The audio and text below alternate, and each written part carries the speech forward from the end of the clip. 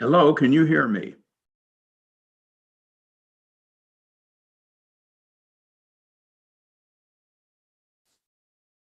Hello?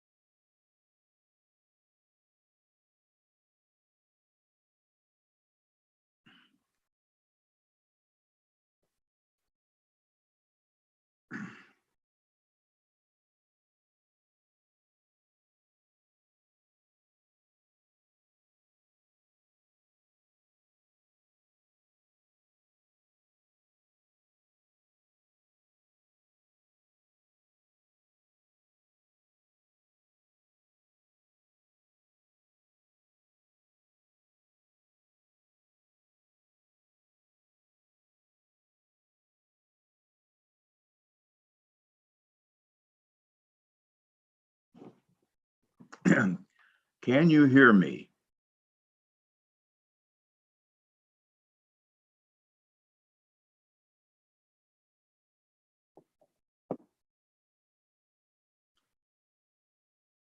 Hello?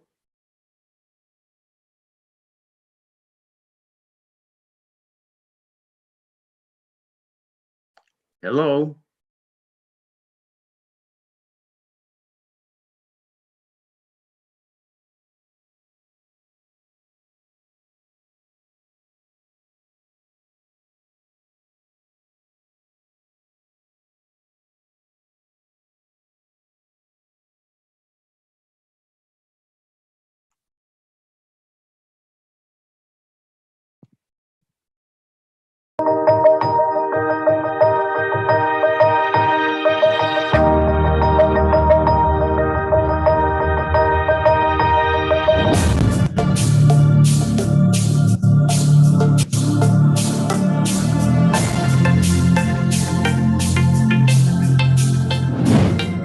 Good day.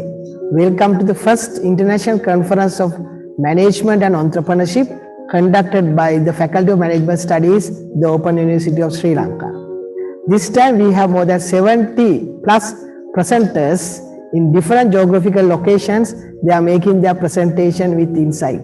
So we can see the practitioners, scholars and academics get together and making their presentations. As a chair of the conference, I would like to invite all of you to make your presence, come and enjoy with the International Conference of Management and Entrepreneurship, which will be held on 31st of March and 1st of April virtually in the Open University of Sri Lanka. Thank you. I am extremely delighted to pen this message to mark the event, the first international conference on management and entrepreneurship, organized by the Faculty of Management Studies, Open University of Sri Lanka, on theme of business management, innovation, entrepreneurship, challenging and resilience. One of the prime objectives of newly established Faculty of Management Studies to foster and strengthening research culture, especially relation to the field of management studies. Research plays a vital role ensuring the quality and standing any of institution provide the higher education opportunities. the research contribute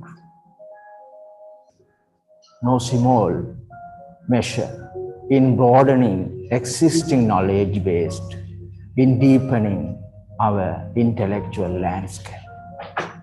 I'm highly confident of my team and the fantastic team of ICOME, of Faculty of Management Studies, and will create the forum for all stakeholders, including scholars, professionals, policymakers, presenters, students, all other academic colleagues, to share their knowledge, creating better world which the innovation entrepreneurship they play the decisive role in the current scenario. Organizing international conference of this nature, the no small task. It is a task to become a mammoth when it's done for the first time. I really appreciate our team, the members of Faculty of Management Studies, led by Professor Nalin Abhisekara, chair of the conference, are capable of making the impossible to the possible. I'm certainly that their utmost delegations will make the international conference resounding the success. It is a teamwork that will ensure the success of ICOME. And therefore, our deepest appreciation goes to those who contribute to making this conference a reality, including the academics, professionals, presenters, scholars, sponsors. Especially thanks goes to our Vice Chancellor, Professor PMC Tilakarat. Thank you very much.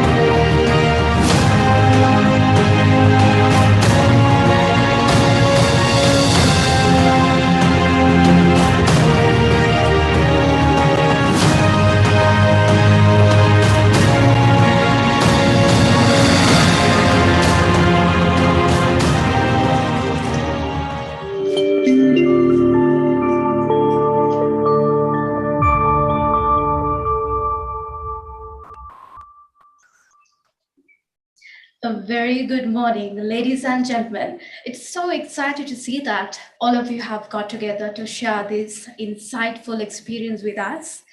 As we all know, as one of those groundbreaking arms in Sri Lanka, which focuses more on to create the platforms where the knowledge is created, the Faculty of Management Studies of the Open University of Sri Lanka focuses more on the platforms where the knowledge is created. So, ladies and gentlemen, today it has created another valuable platform for the intellectuals to show their versatility, especially in creating and disseminating knowledge across the nation. And this is going to be one of those initiative nucleus. So I warmly welcome you all to the first ever International Conference on Management and Entrepreneurship, the ICOME 2022, organized by the Faculty of Management Studies of Open University of Sri Lanka. And this time, ladies and gentlemen, we will walk you through the theme of business management, innovation, challenges, and resilience. So with that proud note, to officially inaugurate the event by respecting our alma mater, let's salute the national anthem.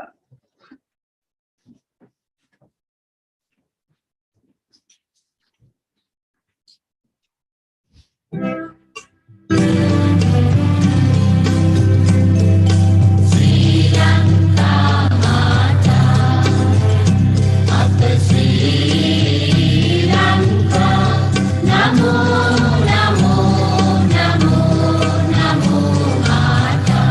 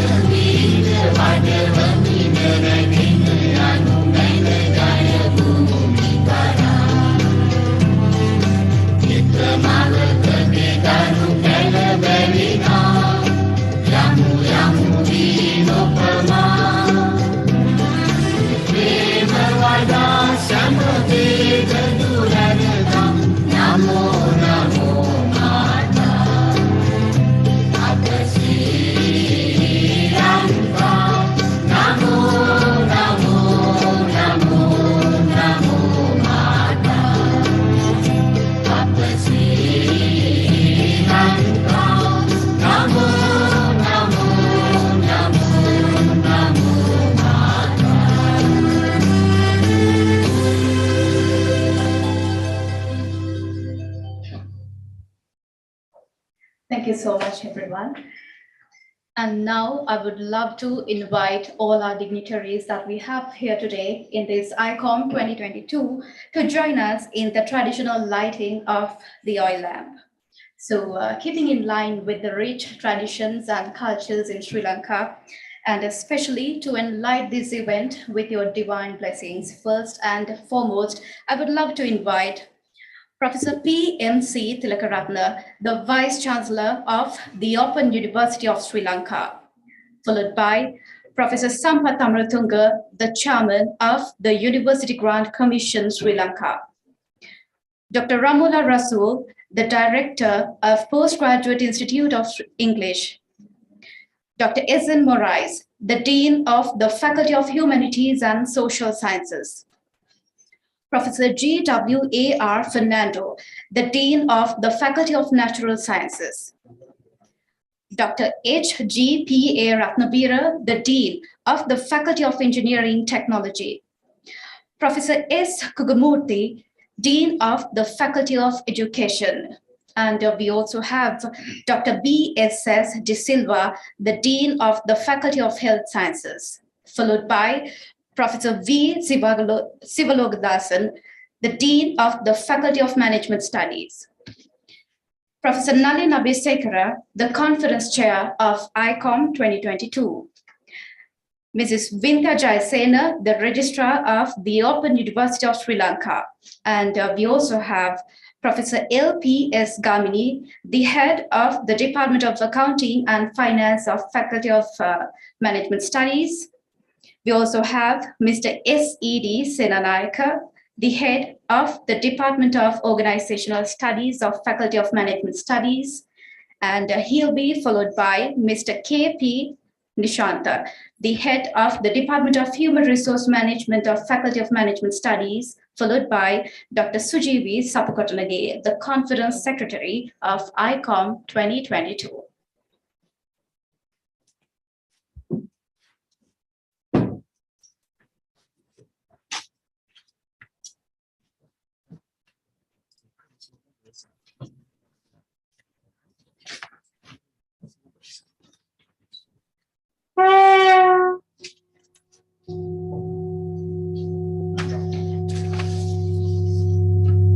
And I would love to invite Dr. W.M.K.G.A. Vikramasinghe, the Bursar of Open University of Sri Lanka, to join with this session.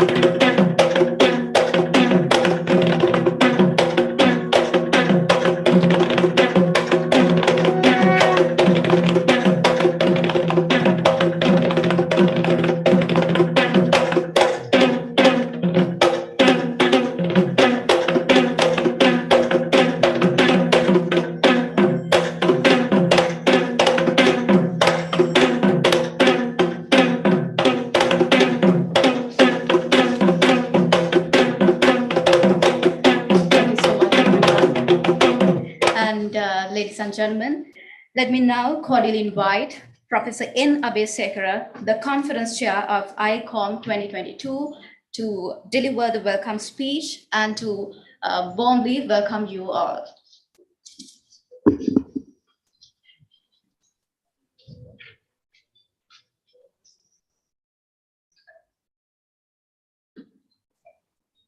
Professor PMC Tilagaratna, Vice Chancellor of the Open University of Sri Lanka, Professor Philip Kotler, our chief guest, Professor Siabo Wu, the keynote speaker, Professor Sampath Amaratunga, guest speaker, all deans, registrar, Bursa, active librarian, director research, all administrative staff and the university staff, the researchers, presenters and the scholars, and the media and all the participants. It's my great pleasure to welcome you all for the first International Conference of Management and Entrepreneurship. Being the youngest faculty of the university, the Faculty of Management Studies in the Open University of Sri Lanka proudly hold in ICOME 2022 under the theme of Business Management, Innovation, Challenges and Resilience. As you know, the event would be graced by Professor Philip Kotler and Professor Siabo Wu, who are renowned researchers in the subject domain of management research. One of the major attributes of this event is to appreciate and facilitate a forum for researchers worldwide to present their research studies. The objective of the conference are to bring local and foreign researchers and practitioners to one forum to share, disseminate current development and insight in business management and entrepreneurship, strengthen the scholarly and professional network among researchers, and underpin the need for collaboration and cooperation of individuals from a wide range of professional background in business management and entrepreneurship to contribute a sustainable future.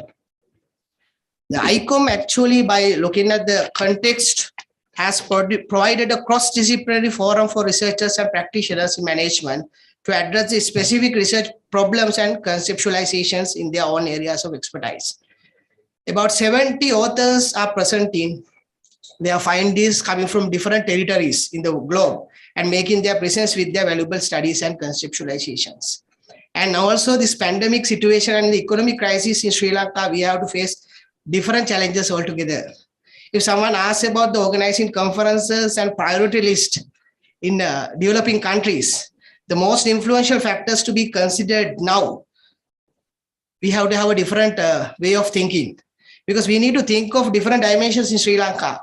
As an example, since we have 7 to 10 hour power cuts every day in Sri Lanka, to run generators aligned with fuel and different problems has triggered the planning phase of the conference. Anyway, that is rectified as the prompt action by the Vice Chancellor and all authorities with proper planning and strategies. Anyway, we need to think about different equations in this crisis situation, and I'm believing that is one of the interesting areas for us to study. Organizing conferences align with the unexpected external environment measures of the country. So that is very important for us to, as scholars, to think of by looking at the situation of the country. So as a chair of the conference, I should appreciate the leadership given by the Vice Chancellor of the Open University of Sri Lanka and the Dean of the Faculty of Management Studies. And I'm especially embedded to the SETME, the IT division, CRC staff, Department of English Language Teaching, the Finance Division, VC Office, and all the faculties and divisions of the Open University of Sri Lanka. The hard work and dedication of all the members of the organizing, planning, technical, and finance committees of ICOME is the main factor in the success of this conference. Most of all, I should extend my gratitude to the presenters, reviewers, and conference chairs for their great contribution. And also, I would like to thank our sponsors for their generous financial support. I hope that you will find First International Conference of Management and Entrepreneurship stimulating and inspiring for all with great insight. Finally, I just want to have a small quote by Michael Jordan. He's one of the greatest basketball player in all time. Talent wins games, but teamwork and intelligence wins championships. Thank you.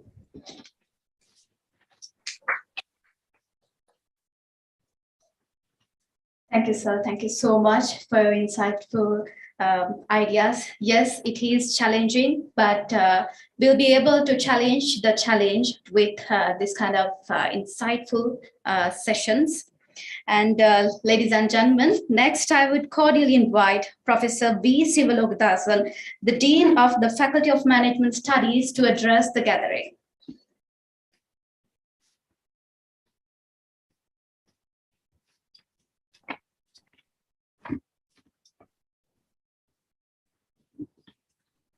Very good morning,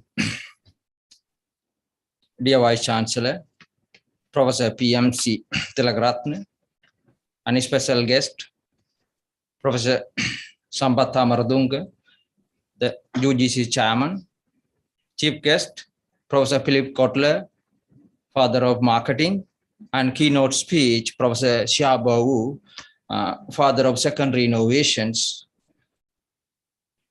and the Director PGIE, and all Deans, Director Research, Registrar, Director RES, Director SETME, and Librarians, BURSA, and all academics, and all directors, all SAR and SAB and our ARABs, and all administrative staff, and all ADs, REs, and study centers, and all other administrative and support staff. Very good morning.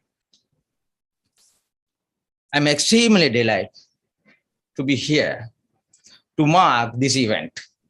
The role as a Dean of the Faculty of Management Studies, the word cannot be to describe the emotion I feel, and I gratitude to all for ensuring and entrusting me and my team.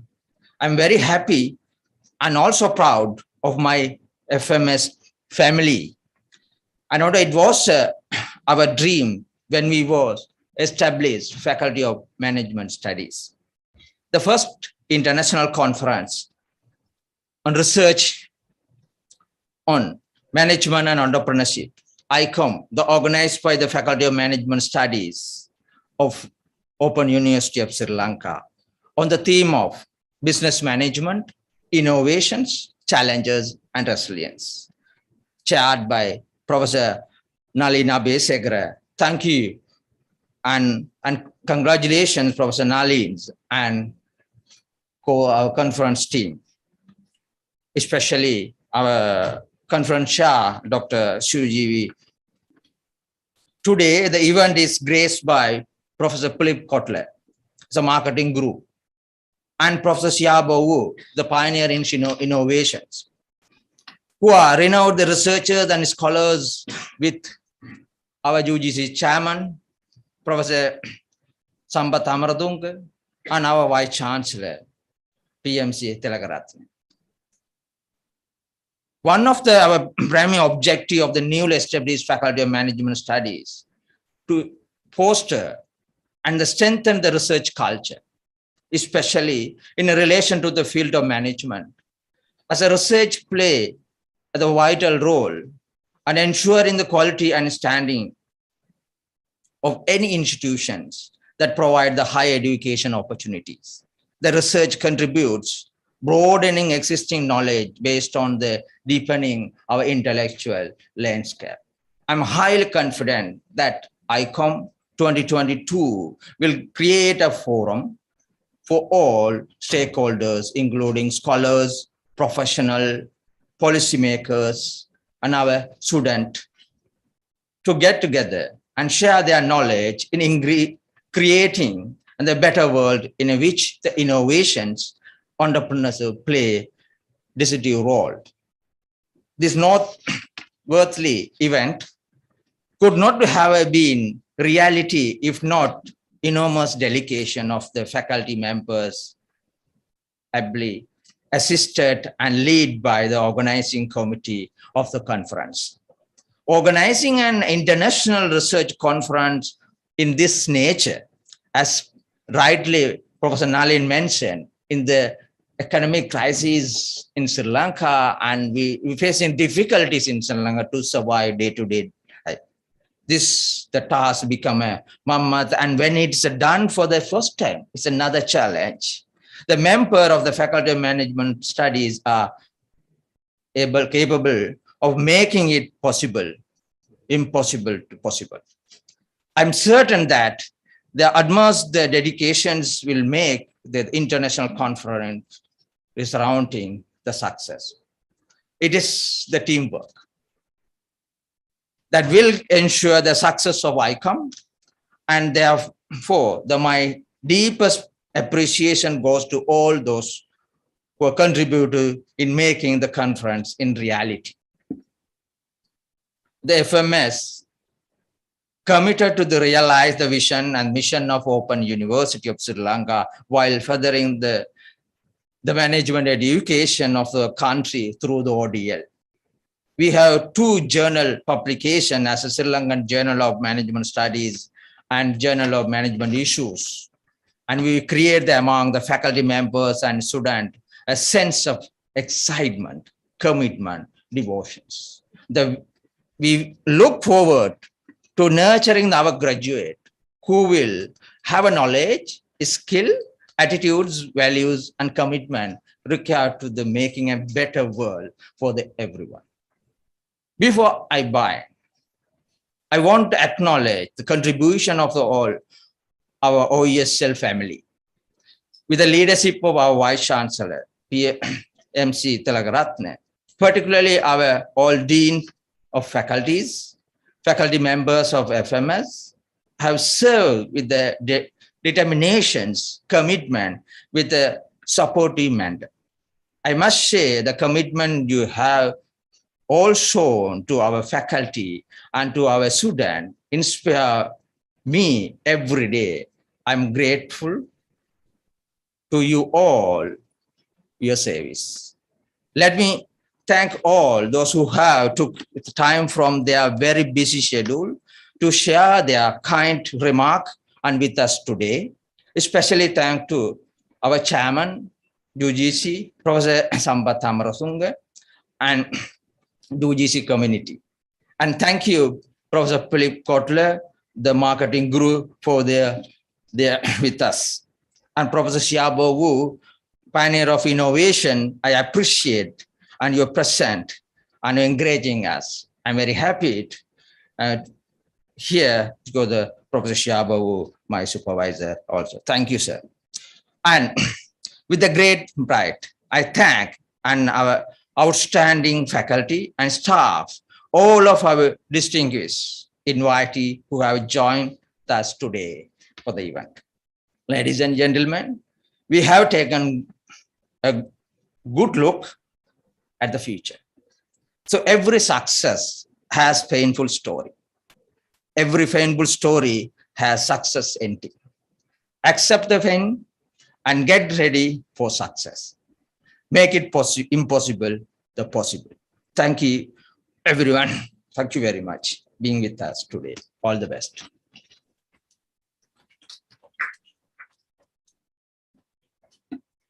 Thank you, sir. Thank you so much. And that was quite inspirational.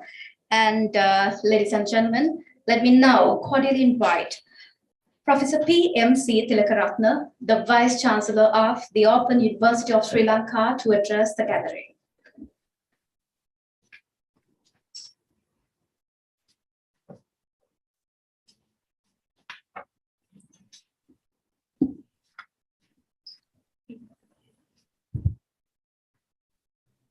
Very good morning to everyone. Chief guest, Professor Philip Kotler. Guest speaker to today's international conference, Professor Xiaobo. Professor V. Sivalogadhasan, Dean Faculty of Management Studies. Professor Nalin Abesekara, Conference Co-Chair, Registrar of the Open University, Acting Librarian, all other Deans of the Open University of Sri Lanka, Buzz of the University, Professors and Heads of the Department of the Open University of Sri Lanka, Directors of the various institutes, and Director PGI as well, senior academics, other administrative officers of the university, non-academic staff, members representing alumni, distinguished invitees, all scholars and presenters today, ladies and gentlemen. It gives me great pleasure to be with you in this morning at the opening of the first international conference on business and entrepreneurship organized by the Faculty of Management Studies of the Open University of Sri Lanka. On behalf of the organizing committee, I extend a very warm welcome to all participants to this conference. The theme of the conference 2022 is business management, innovation, challenges, and resilience. This theme moves with the emerging important areas to be explored to meet global challenges posed to all business sectors while working with current and future uncertainties. It encompasses vulnerability to resilience, innovation, and evidence. Thus, ICOME 2022 will provide effective solutions for managing the ever-increasing complexity while meeting the challenging requirements of businesses on largely distributed, heterogeneous, and dynamic resource environments. ICOME 2022 has received more than 70 high-quality research paper submissions. Each paper has been subject to the double-blind peer review process. I thank all reviewers for their careful reviews to make an outstanding conference. The excellent program and activities of the ICOME 2022 are the results of diligent effort from Conference Advisory Committee and core team members of the conference. This conference takes place in full virtual platform with the intention of creating a forum for all stakeholders, including scholars, professionals, policymakers, and students to get together and share their ideas and knowledge to generate a better world with equity and sustainability.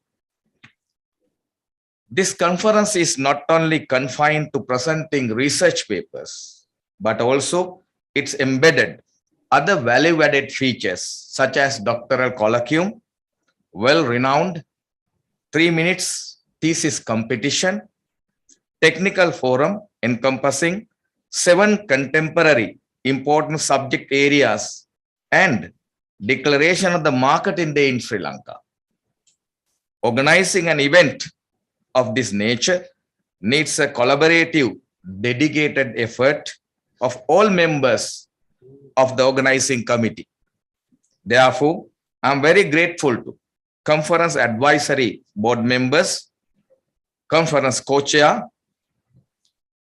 Secretary, Conference Track Coordinators, and Session Chairs for their great effort in organizing this conference. Special appreciation goes to Professor V. Sivalogadhasan, Dean Faculty of Management Studies, and Professor Nalin Abesekar, Head of the Department of Marketing Management, as well as Conference Co-Chair, because in my first week when I assumed duties, I just mentioned that why that we are not organizing faculty level international conferences. So therefore, this team took my word and again navigated up to today all that efforts to make it happen, this conference. And not only that, this faculty, what I realized and perceived, surrounded by young and energetic core team members, and I really appreciate their group cohesiveness. I'm sure that the conference of this type will inculcate the much needed research culture among the students and academics and trigger interactions among researchers to exchange the ideas of recent advances in areas of business management. Therefore, it's my aspiration that this conference will be a foundation for the growth of new ideas towards a better tomorrow. I hope ICOME 2022 will be intellectually stimulating and academically productive event, and you all will be able to derive the best out of this conference. Thank you.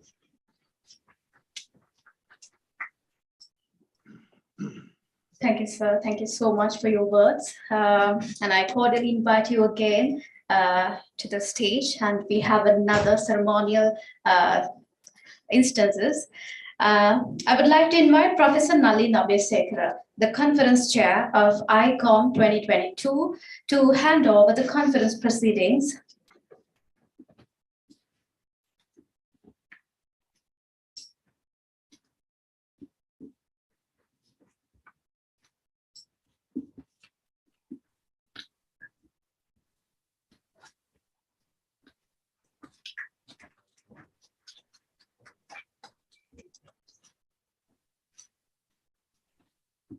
Thank you so much.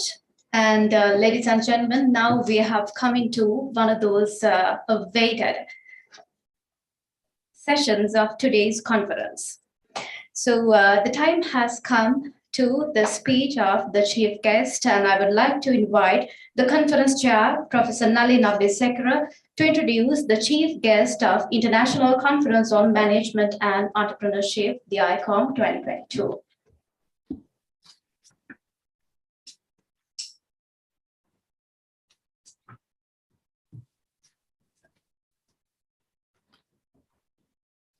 It's my great pleasure for me to introduce our chief guest, Professor Philip Kotler, the father of modern marketing. Professor Kotler is a scholar, author, consultant, and more importantly, a great human being, which we really love to talk about. Professor Kotler is teaching at Kellogg School of Management at Northwestern University for last 50 years. He's the author of over 150 articles and 80 books, including Principles of Marketing, one of the main book we are going to refer in our university time onwards. Marketing for Hospitality and Tourism, Strategic Marketing for Nonprofit Organizations, Social Marketing, Marketing Places, the Marketing of Nations, Confronting Capitalism, Democracy in Decline, and Advancing the Common Good. And also in his book of Marketing 3.0, we have witnessed a paradigm shift in marketing, as he argued that instead of treating people as consumers, marketers must approach them as all human beings with minds, hearts, and spirit.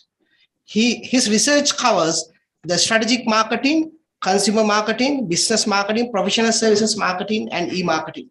He has been a consultant to IBM, General Electric, AT&T, Bank of America, Merck, Motorola, Ford, and other leading companies. He has lectured in many countries, including Italy, Sweden, China, Japan, India, Indonesia, Australia, Mexico, Brazil, Chile, and many other countries. It is important to note that Professor Philip Kotler is our mentor and one of the inspirational motivators for the success of the Sri Lanka Journal of Management Studies, which is published by the Faculty of Management Studies, the Open University of Sri Lanka. Thus, without wasting any time, I would like to invite Professor Philip Kotler for his speech. Thank you. Greetings. I hope you can hear me, because I wanted to say this is my third visit to Sri Lanka, in the sense that I have been here in Sri Lanka 2 times in a live form. Until now, I am Zooming to Sri Lanka. And this is a very well-planned conference, and I'll go right to my subject so that you can think about some interesting issues faced by managers around the world. So I'm going to turn to my slides, and they will be projected now. and I think you can see them. And I'm going to make I'm looking at my own screen just to be sure that everything is handy. 1 second okay. This is even better. And greetings to all of the academics present and the managers and entrepreneurs. Let me start by saying the following, that marketing is changing very rapidly.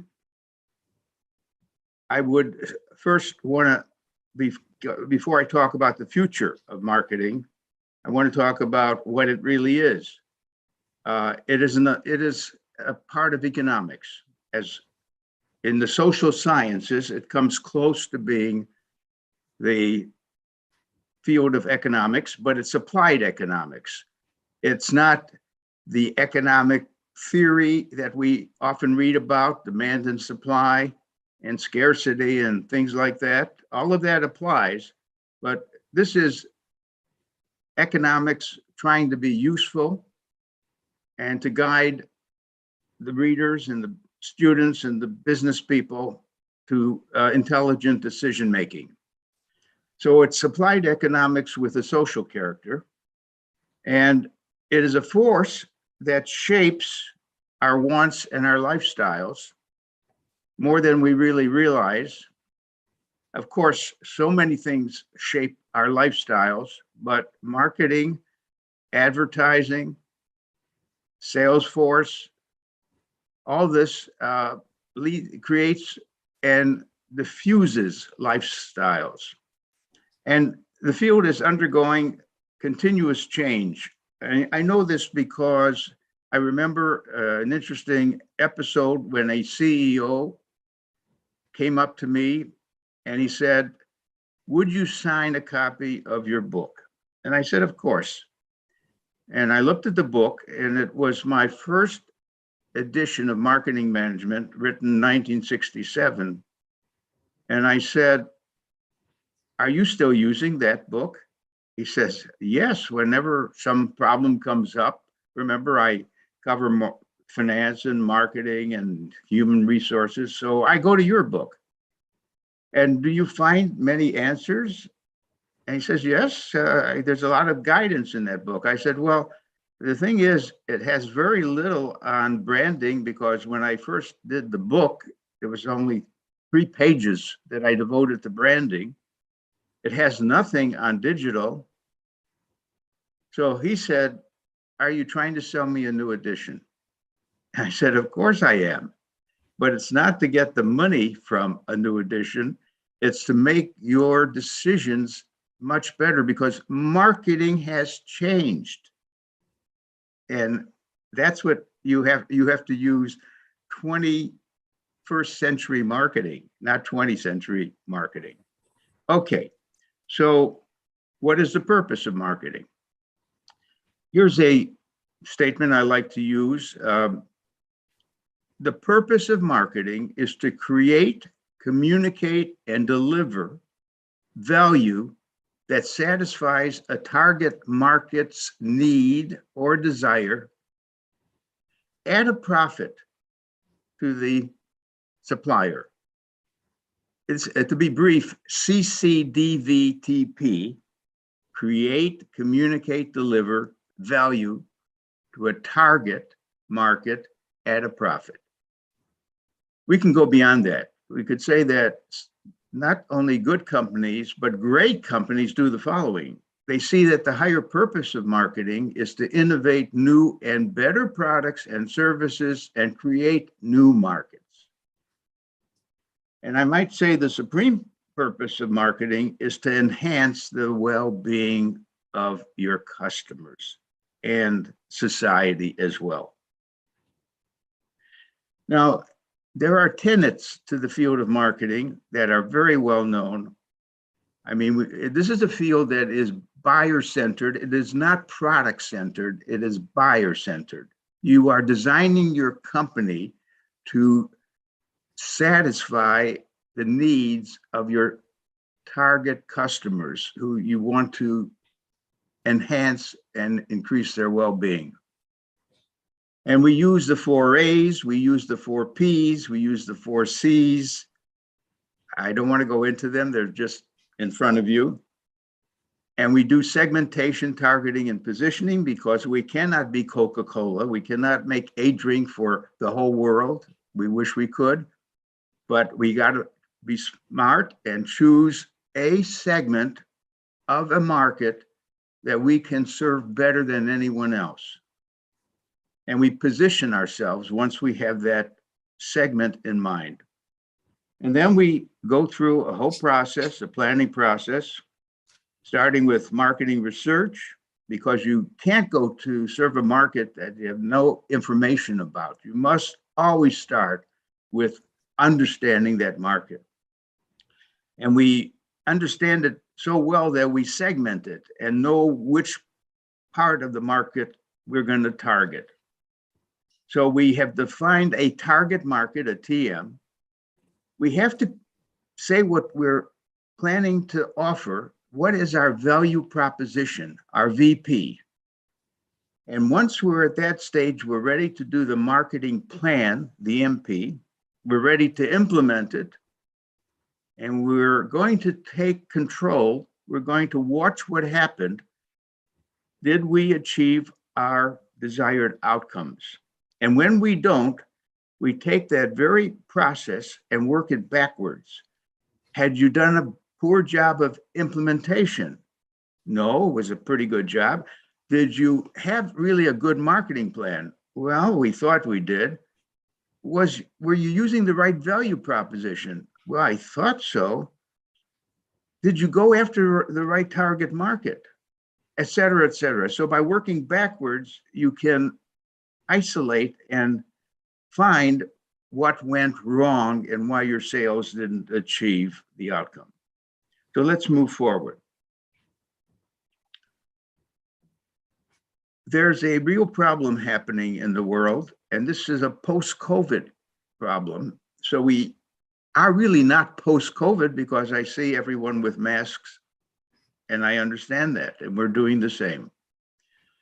COVID is here, and we're doing our best fighting of it. But there's another problem, another C, and it's climate change. And you know it, around the world, climate change is causing disasters, overheating the planet. It's going to lead to floods, and more fires and hurricanes. And the main thing is there's a message, and the message is carbon. We must decarbonize. Everything we do, every movement we make generates greenhouse gases, not only carbon, but methane and other gases. And therefore, those are the factors that are heating the planet. So we have to reduce our carbon footprints and do it in time because the clock is ticking very fast. That means that while you were comfortable pursuing profits, it's not enough. You have to add one more goal as a business: profits plus sustainability. Now, this is interesting because marketing might have to change its purpose, because its historical purpose has been to build demand in the interest of endless economic growth and job creation. Can we really have endless economic growth without ruining the planet? Industrialization leads to more carbon and warms the planet. So marketing may have to change its purpose. It must aim more to reshape and possibly reduce consumption. And I'm not saying reduce consumption in Sri Lanka, not reduce consumption in many, many countries that don't have sufficient consumption, but the advanced countries which generate the most carbon And that's the United States and Europe and China and India.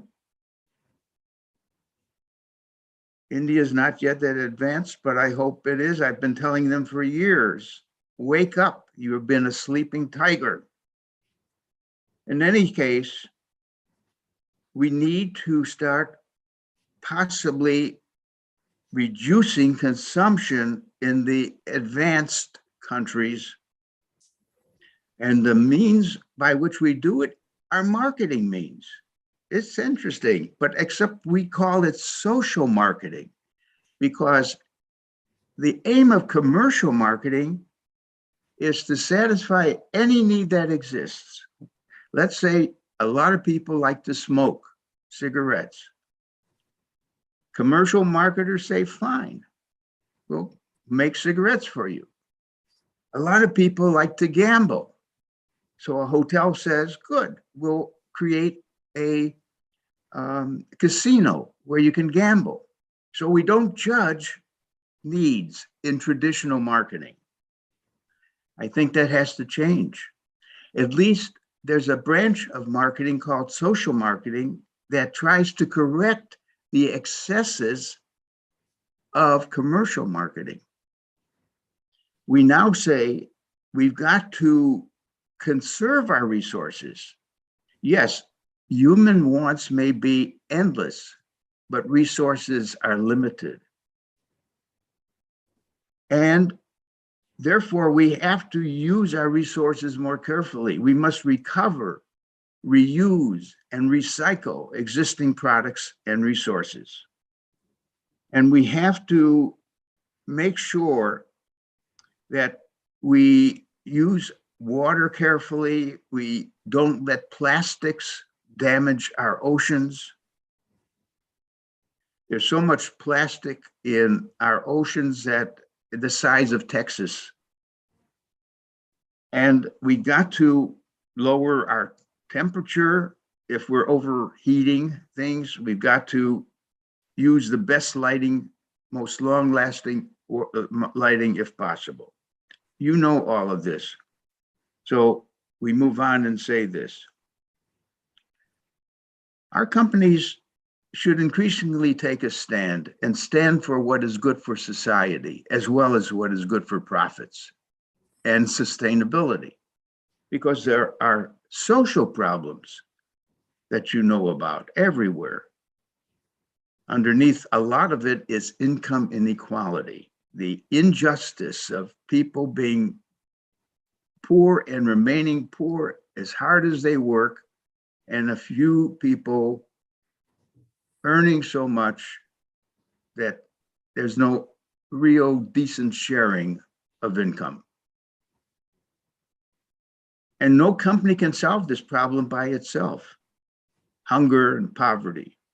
So several companies hopefully will assist in some problem in their community besides making money and profits.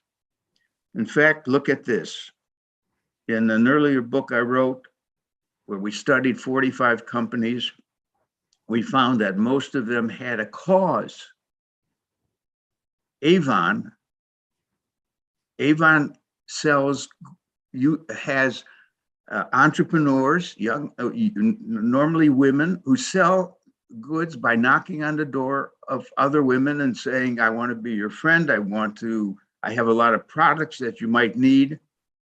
And of course, it's women selling to women.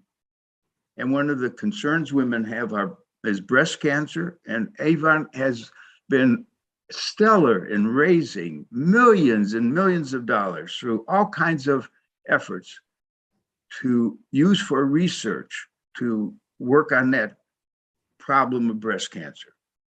And I can go to every one of these companies and they have a cause. Does your company have a cause? And what is the cause? And what are you doing about it? Now, marketing is changing for so many reasons, but another one is the digital revolution. The digital revolution has really made a major change in advertising, retailing, salesmanship. And the question I'm asking you, if you are a manager, or even if you are a academic teaching business, and particularly marketing, but are your people digitally competent? Because if you're not into digital, you can't use the old textbooks anymore. The finance people and the marketing people in a company have to be digitally competent, which means younger people were hired by your companies because they are digital natives. They grew up digitally. And if it's only the older generations that are running your companies without many people who know the digital world, those companies will be in trouble. Because today companies are gathering demographic and psychographic data on individual customers, so they could be reached through social media, Facebook, book, and through Instagram and other social media. So, and I hope your companies or tell your students to study this, are tracking customer purchase journeys, the journeys that customers actually go through to reach a decision to buy something.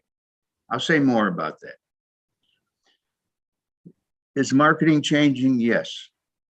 Every few years, we write another book, not another textbook, but a shorter book for managers to read to update them.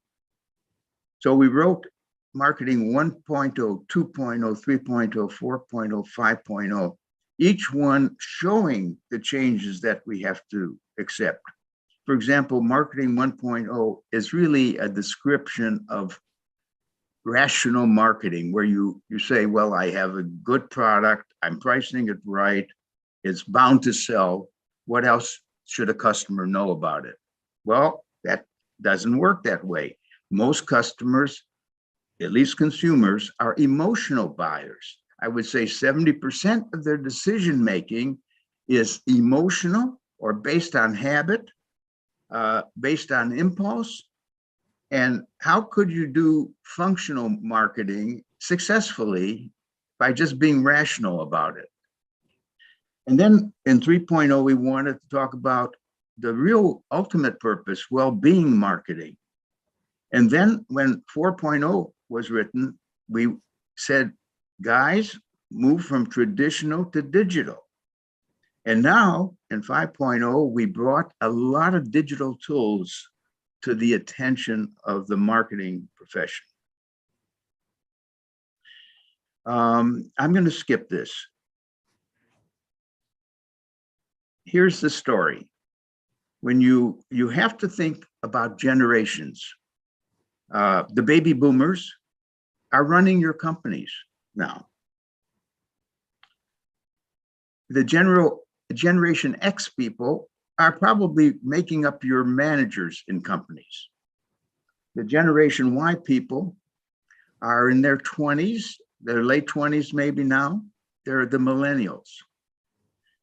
Generation Z, they were born with computers and they're tech savvy, and I might say they're also called the centennials now. So your company ought to have millennials and centennials. And I keep saying the company because I'm not saying that. I know we have the whole academic faculty here listening, but they're teaching the students. And so let me move on. Now, the thing about each generation is each generation has grown up with different world events, different music, different entertainment, different social movements. Therefore, they have different preferences for products and brands and services. And they have now these two generations, millennials and centennials, they don't want to work as hard as their parents worked.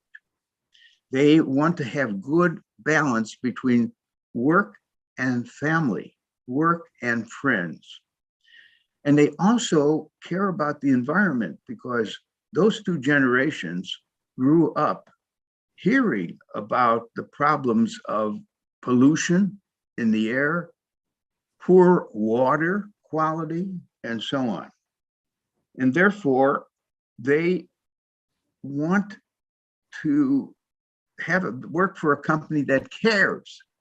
If you're a company that doesn't care about the culture, the situation we're in, the problems we're facing, you're going to lose out to companies that will show more caring. Now, from the marketing point of view, you always have to study the customer journey. And we put it in terms of 5 steps. Getting someone aware of your company, helping them find your company appealing. And we use a lot of advertising for that, awareness and appealing. But the customers, the new ones will ask questions. Because you're trying to sell them something, so they have a lot of questions, which we have to answer carefully by a lot of content marketing and by indirect ways too. Now, finally, the person decides to buy for the first time. Hopefully it was satisfying and he or she buys again. And if we're lucky, they become a loyal customer. They buy again and again. And that's the aim of the company, not to make one sale, but to build and create a lifetime customer. And what you have under these 5 stages are the roles played by advertising, which then is followed by content marketing, followed by direct marketing, by sales work, distribution channels, and so on. So let's move on. Here are some of the main features of the new marketing. We are excited about artificial intelligence, particularly the form called algorithms. Algorithms are going to multiply. A bank uses an algorithm to make the decision on whether to make a loan to a customer who's just asked for help. The university you're in, the Open University of Sri Lanka, probably uses an algorithm to decides for the university whether to accept that student who's applying for that university. See, the algorithm is not just one person who's had a lot of experience making that decision.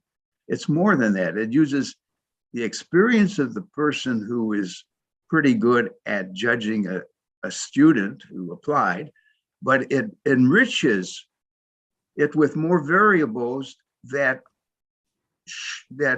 show what the right decisions would have been in those past cases that were not the right decisions. So an algorithm becomes the substitute for a live decision maker deciding who gets into college. We can say more about that. Marketing automation is very important because there's a lot of routine work in marketing. And you don't need it to be done by hand and by paper. You can carry on a lot of the activities on the computer and digitally. And then another big idea is mapping the customer's journeys who came to your dealership. Just imagine a car company. How did that person ever end up in our dealership? Well, maybe we have to ask that person, when did you first hear about our product? What did you think at the time about our product? What media did you see? What ads of ours or competitors did you see? What brought you into our dealership today? Well, if you do that questioning with your people who come to visit your dealership, you'll have a pretty good theory of how to encourage more customer journeys. And customer journeys are made up of touch points. In other words, just the seeing of an ad that makes an impression, just talking to a friend who just bought that Toyota car, all the excitement he has had.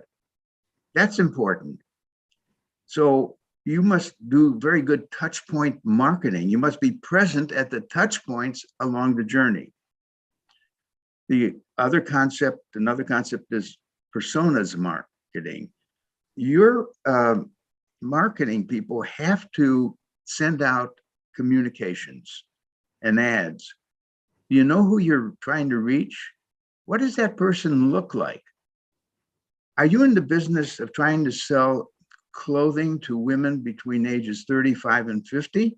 Okay, let me go further. What age, that's their age, but what income level are you talking about? Are you talking about high income women between 35 and 50, medium income, or low income? Because the language you would use would change if the message is to be understood by the person. So you create personas that give you a better language appropriate to the specific target market. You've got to define the target market more in real terms. Content marketing is about not only advertising, reach people and send interesting things to them. Content that might be about sports activities, about social events, content. And also pay a lot of attention to the influence of certain people who have a lot of a high network.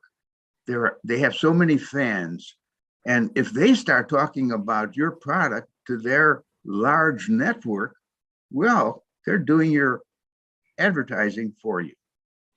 All right, let's move on. And the next thing that's important is there are new tools we call it MarTech tools, marketing technology. By the way, in finance, they're called FinTech tools. And here's the list, but you'll have to read about it in any number of new books that have come out. I could talk for an hour on every one of these, but I'm going to move on. What's happening with sales? Well, it turns out that if you talk to the pharmaceutical people and about their sales force, they're getting gripes from their sales force that the saleswoman cannot reach the doctor. The saleswoman comes, she made an appointment to see the doctor, but she's told by the nurse, oh, the doctor's busy, just leave the sample of the new drug and the brochure. He will read it or she will read it and get back to you if they have any questions. So now you're hiring salespeople not to talk to the customer, but to just deliver some samples and brochures. The question is increasingly being asked, do I want a salesperson to visit me? Do I need, everything I need to know is on the internet. Why should I have a call from 3 different salesmen trying to get my business when I can see their quality and the reviews that the companies that I'm considering got on the internet? Okay, so there's a real problem of the future of the sales. What about retailing? What's happening? Well, COVID took care of that question to a large extent because hotels had to close down practically. Air travel closed down. Entertainment, live entertainment closed down. Stores selling clothing had no customers come. Most customers didn't want to catch anything like COVID. So online, there was one real big benefit. More people started to buy online. They wouldn't have done that otherwise that fast. But in any case, the question is, will retailing come back? And how much of it will come back? Yes, if COVID was over tomorrow, there'd be startups again. And people will be going to some stores because you need to go to a furniture store to feel the furniture before you buy it. You have to go to a car dealer to test the car. So those retail outlets would be there. But the question is, will people go for their clothes? Some people have bought their clothing through catalogs. And then they return a piece that wasn't described well. But the main thing is, if you want your store to be busy, you got to make your store interesting. And we haven't really paid enough attention to how to design the store, merchandise in the store, have good colors and good clerks, good salespeople in the store if you want the stores to be alive again. You know, marketing has been expanding very rapidly to more than commercial marketing. Remember place marketing. What is that? Well, every city wants to compete for tourists, not only for tourists, for millennials, for talented internet people. Places are competing, they're marketing. They all have done branding work. There's a set of words they use about, love to see Hawaii or whatever. Person marketing, of course, that's been going on forever. And social marketing, which is designed to help people not smoke cigarettes, not litter. A lot of positive things too. Social marketing convinces people to exercise more, to eat better food. Now, political marketing, all over the place. Every time there's an election, much sooner than the election takes place, it goes on. Fundraising. So marketing is a very broad enterprise. By the way, people have different feelings about marketing. Yes, we need marketing, but does it have to be so intrusive and so interruptive of my work, where my phone rings and it's someone trying to sell me something? And can I trust what they say in their ads? One executive said, in the factory, we make cosmetics. In the store, we sell hope. In other words, they exaggerate what that skincare product will do. They only talk about the positives of a product, not the negatives and all that. Deceptive practices. We hope that doesn't happen. That will kill the firm when it's discovered. Too much hard selling, too much pressure selling. Buy now, pay later. Don't worry that you don't have much money. Get a credit card. You'll pay that way. There's too much choice as well in some cases, in some categories. Anyways, as if you were a business, please try to tone this down and to do it in a different way, a way that treats people with more care and dignity. All right, so I wrote a recent book called H to H Marketing, standing for human to human marketing. And it said there's only one type of marketing you should do. Do not do wasteful marketing, okay? Do not do inane marketing where you're being silly. You're not talking about anything meaningful. Do not do unethical marketing. Do H to H marketing because it's a people business. It's people selling or buying with other people. So I'm going to summarize marketing and what's happening in the future. Buyers will be able to select the best brands in the future without needing much advertising or salespeople. The internet supplies so much information. So what will marketing depend upon? Well, success will depend upon three things: smart pricing, having built a strong brand, and third, owning a dominant position in the channel, in the particular big supermarket, but always owning practically the channel, or good position, good shelf space in the channel. Marketing creativity will be crucial in the area of experiential marketing, because that's what marketing is best at, creating experiences that are meaningful and moving. Marketers will make more use of customer journey mapping, touch point marketing, personas, content, and influencers. Marketers will use virtual reality, which we're coming to more and more. You don't build a factory making an automobile. Put the automobile on the computer that you want to design and give a sample of your target customers a chance to experience that automobile in virtual reality, in what we might call the metaverse that you created. In other words, they see themselves stepping into the new car, which doesn't exist, by the way, except it is, they see it, they feel it, they get in, they press down, they turn on the engine, they hear the noise, and they drive away.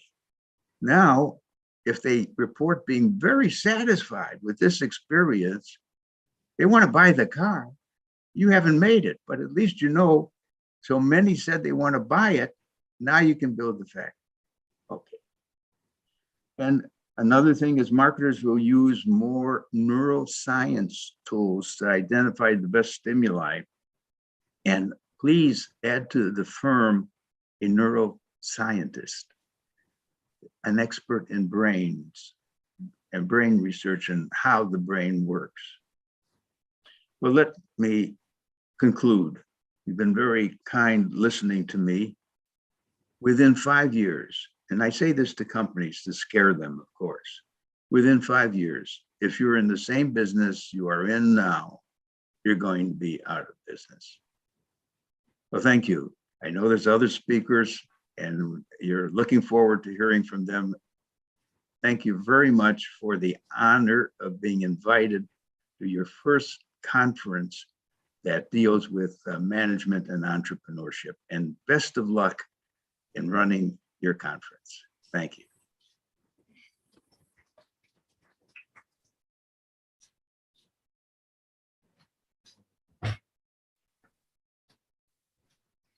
Right. So, ladies and gentlemen, that was our chief guest of ICOME 2022, Professor Philip Kotler. Thank you so much, Professor, for your valuable thoughts and especially for explaining us how the entire landscape has been changed in our discipline.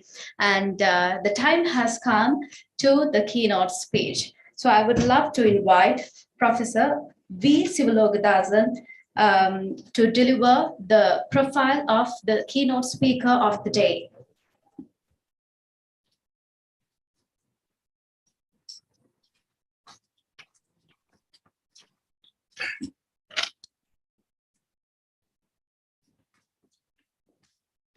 Good morning.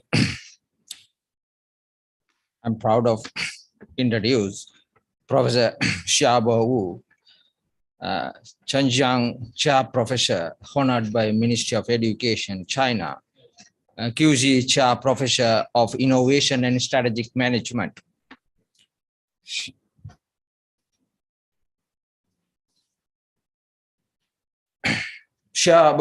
Professor Xiaobo Wu is currently serving as the Dean, Faculty of Social Sciences, and former Dean of the School of Management, Zhejiang University, and also Director of National Institute of Innovation Management. After obtaining the PhD, the degree in management from the Zhejiang University, Professor Xiaobo Wu conducted his postdoctoral research at the Asian Institute of Technology, Thailand.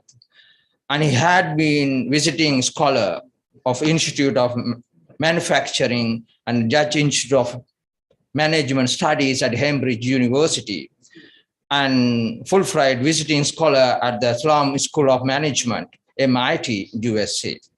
Professor Xiaobo Wu joined the Faculty of School of Management at the Zhejiang University in 1992, and his primary research interest centered around the managing technology innovations, inclusive innovations, entrepreneurships, the global manufacturing and network-based competitive strategies.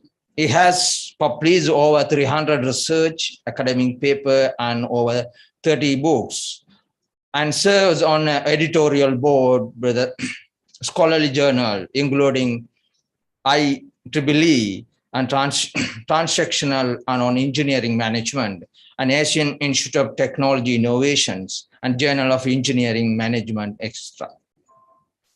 He serves to educate communities, include the member of the assessment committee of the National Academic Degree Committee, State Council of China, Supervisory Committee in Management Science and Engineering Management Education, and Ministry of Education China, and National MBA Education Steering Committee of China. He was also the Smith Chair Professor of Institute International Management and Leeds University in UK. Professor Xiaobo Wu has been actively involved in the management consulting and was advisor and a board member of the leading company in the world, including Geely, Siemens, China, and Hikvisions, Hangyang, and Hengtong, and ZZ, Jueqi, and extra. He's Executive Vice President, International Council for the Small Business in China, and he has been elected the Senior Vice President of ICSB from 2011 to 2012. He also serves as a President of Zhejiang Provincial Technology Innovation Association, Hangzhou Entrepreneurs Technology and Innovation. And also very proud of inviting our Professor Xiaobo Wu be here gracing our international conference. Thank you, sir. Over to you.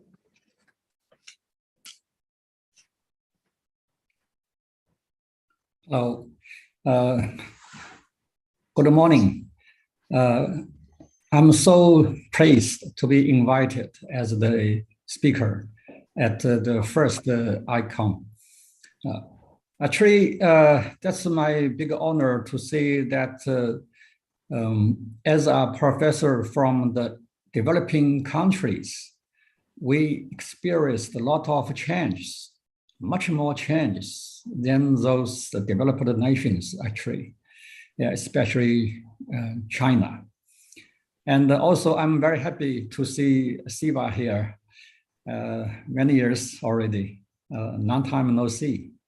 And also, I love Sri Lanka because I haven't been to Sri Lanka, but my wife used to be Sri Lanka as a tourist. And she told me a lot of stories about Sri Lanka. And that's my big pleasure to be here. Okay, let me share the screen with my slides. Yeah.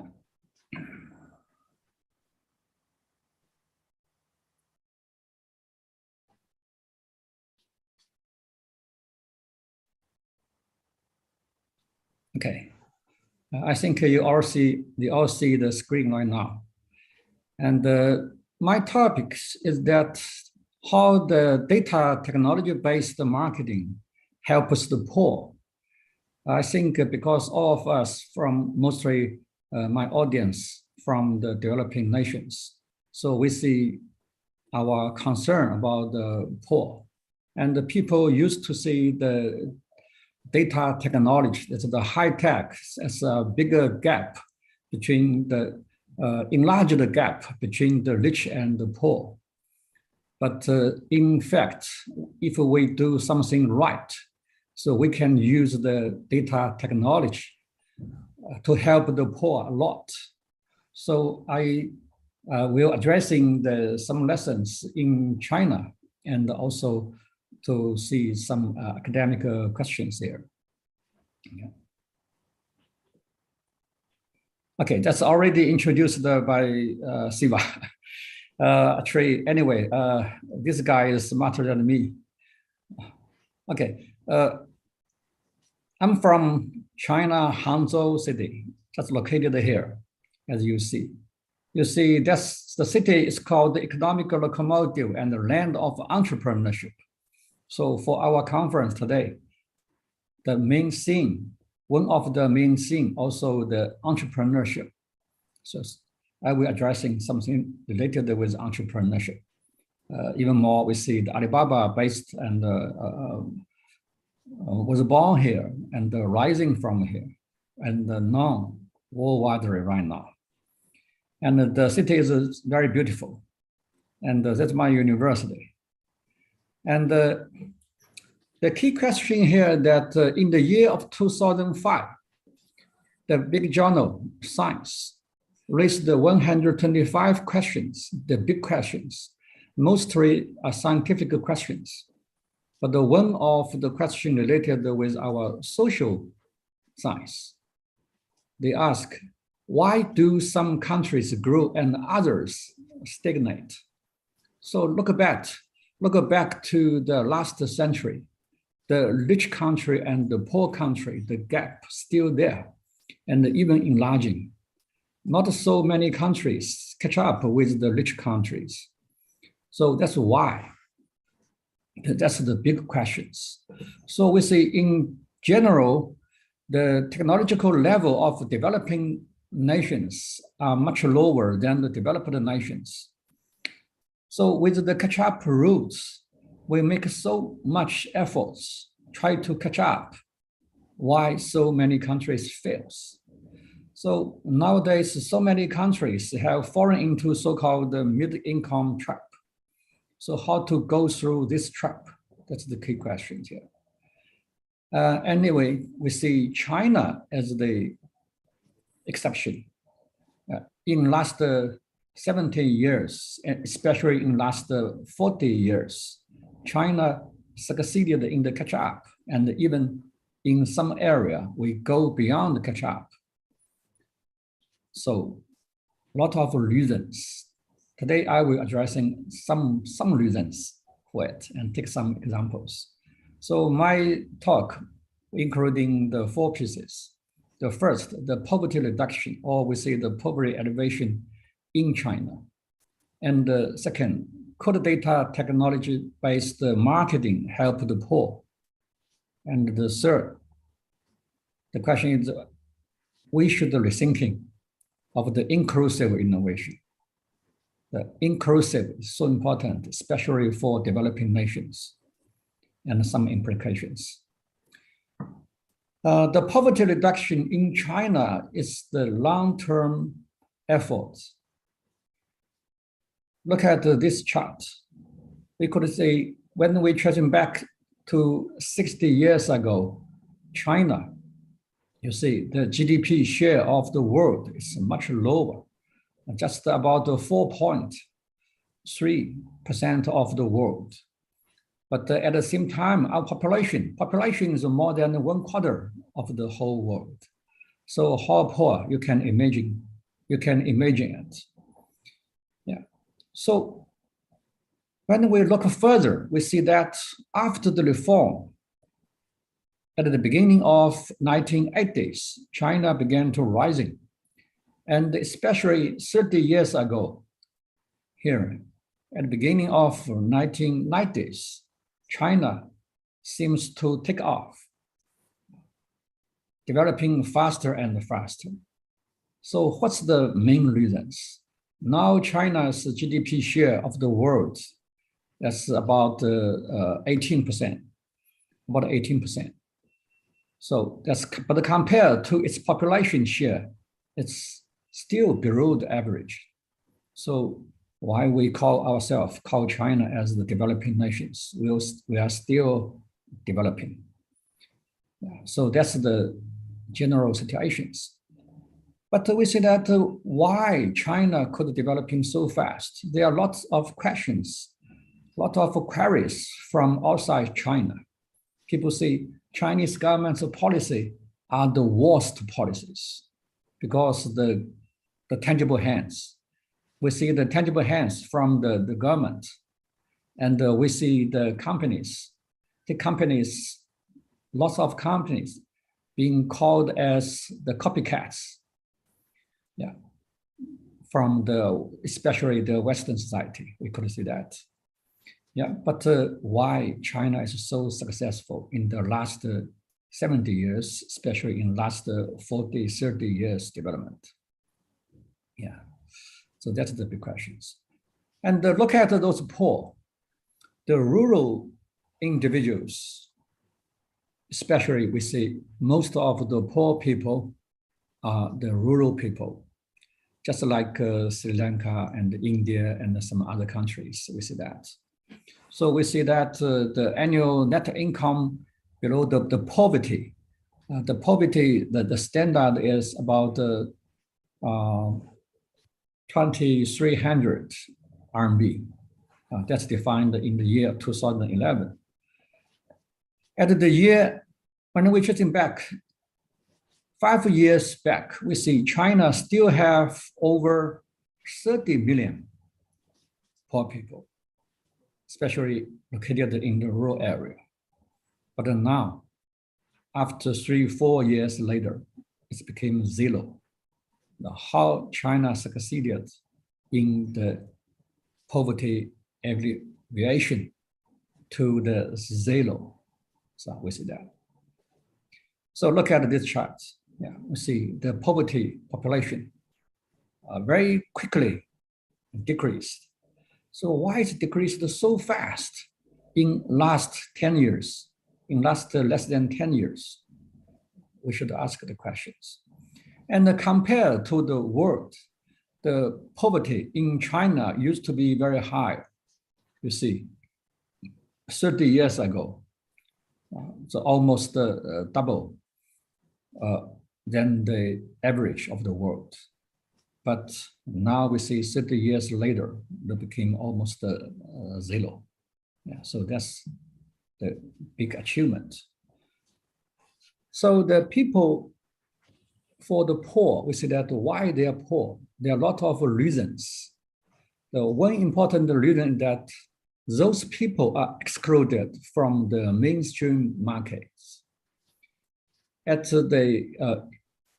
the first and the second industrialization, we see the big companies rising.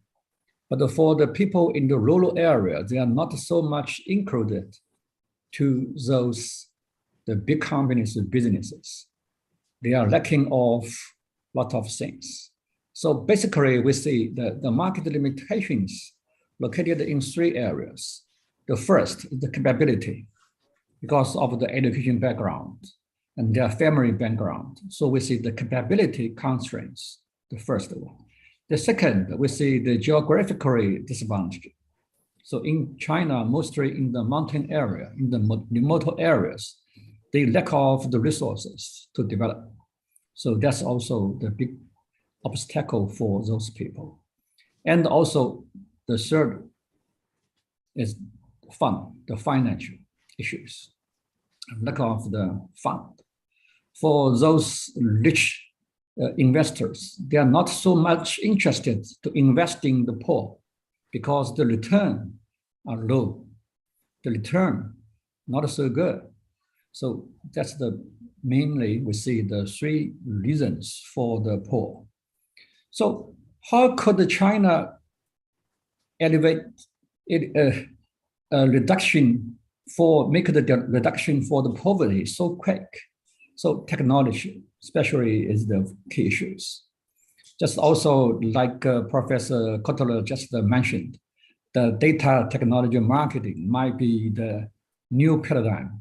That's the new paradigm for the marketing management. But also we should see the marketing of the tools for the marketing in developing nations, actually they are very different. So in China, we see how could the data technology-based marketing help the poor? There are some evidence. Basically, there are 2 economic thoughts, market versus capability. For the market economy, people just think people are with the same capability, but actually people are not the same. So we see our innovation series father, Joseph Schumpeter, he said, the problem that's usually visualized is how capitalism administrators existing structures, whereas the relevant problem is how it creates and destroys them. And also, as mentioned by Eric Reinhardt, in recent years in his research on the history of economic South, he said that these two schools of thought have been embraced at different points in the time by different economists. So the big question here is that how rich countries got rich and why poor countries stay poor. That's the big question here. Anyway, as mentioned by the book produced 3 years ago in Cambridge University Press, that's written by Lord David Sainsbury. The book is called The Window of Opportunity. He mentioned those people, economists' words.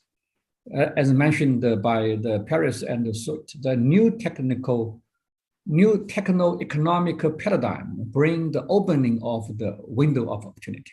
So what's the new window of opportunity? And also mentioned by my good friend Lee and Malaba, Michael Malaba, in Korea and in Italy. There are two experts. They define the concept of the window opportunities from the sectoral innovation systems and divided it into the technology window opportunities and demand window of opportunities and the institutional dimension. There are 3 dimensions, actually. But today I will mention mainly on the technological paradigm. So we see the new technologies rising, that's the paradigm shift. So even for the marketing tools, marketing technologies, we see that when the data time is coming, the fourth industrial revolution is coming, we see the new paradigm rising. So in this paradigm shift, there's the bigger window of opportunities. So what's the window? Could the developing countries can catch with the window? That's the key issues. So in China, so how the Chinese companies and the Chinese people as the latecomer seized the opportunities and succeeded in the catch up and even go beyond. So that's very, very important experience and also lessons for us to learn. The rise of data technology in China, we could look at this. When we see the 16 or 17 years ago, in China, the e-commerce, just about 1%. And the United States, that is 35%. But just after 11 years later, look at this. In China, the e-commerce, the share, 42%. And the United States, it's shrinking to 24%. So we see that how China catch up with the e-commerce and the internet technologies. And look at another things, look at another issue. Just recently addressed, we could see that the mobile payment that started in United States, but we see that at the year of the 5 years ago, we see that the United States, 74 billion US dollars, but in China, we see almost 800 billion US dollars paid in with the mobile payments. Actually, today, I could see that at least 3 or 4 years, I didn't bring my purse. We don't do business with the cash. We buy everything with our mobile phone, the mobile. So that's the very, very quick change. So could the DT help the poor, help the common people? So that's the key issues. So look at the economic driving forces. At the early stages, we see the monopoly power. Yeah. Now, mostly in the developed nations, we could see in UK, West Europe, and the United States. And later on, we could see Japan, those leading companies. And later on, we could see those medium-sized companies rising with their competences. Yeah. But for most of the poor people, we should look at this. So we look at the demands. That's the personalized market. And the suppliers, mostly we see the grassroots entrepreneurs. How could the grassroots entrepreneurs approach to those personalized market? Formerly, it's so difficult, but now with the e-commerce, with the data technologies, we could see that things changed dramatically changed. So we could see, especially we see the smartphone getting more and more popular. And so many people, so many terminals connected, all the retails, all the merchants, so all the small businesses, small companies, entrepreneurs, they are connected. When those people's companies, businesses are connected, what would happen? So we say the key of the new industrial revolution, we say the innovation driven. So what's the current innovations that mainly help the poor? So we say at the first, the construction of the so-called new information infrastructure. So we see the cloud computing, cloud service, cloud, so many things, services, networked, different ports. And the emerging new factor of production, we see the big data. Data became the new sources, not just we see the labor or the money, and we see the big data. And the emerging of the new division of the labor networks. So we see the large scale and the social division of the labor. The low capability labor can do something much more than he can do before with the empower from the internet, from the data technologies. So that's the issues. So we say that in this time, even the pig can fly, but what's the driving forces? So we see the inclusive innovation systems that's driven by the data technologies. So that's the new era. So we see still the challenges the poor will face.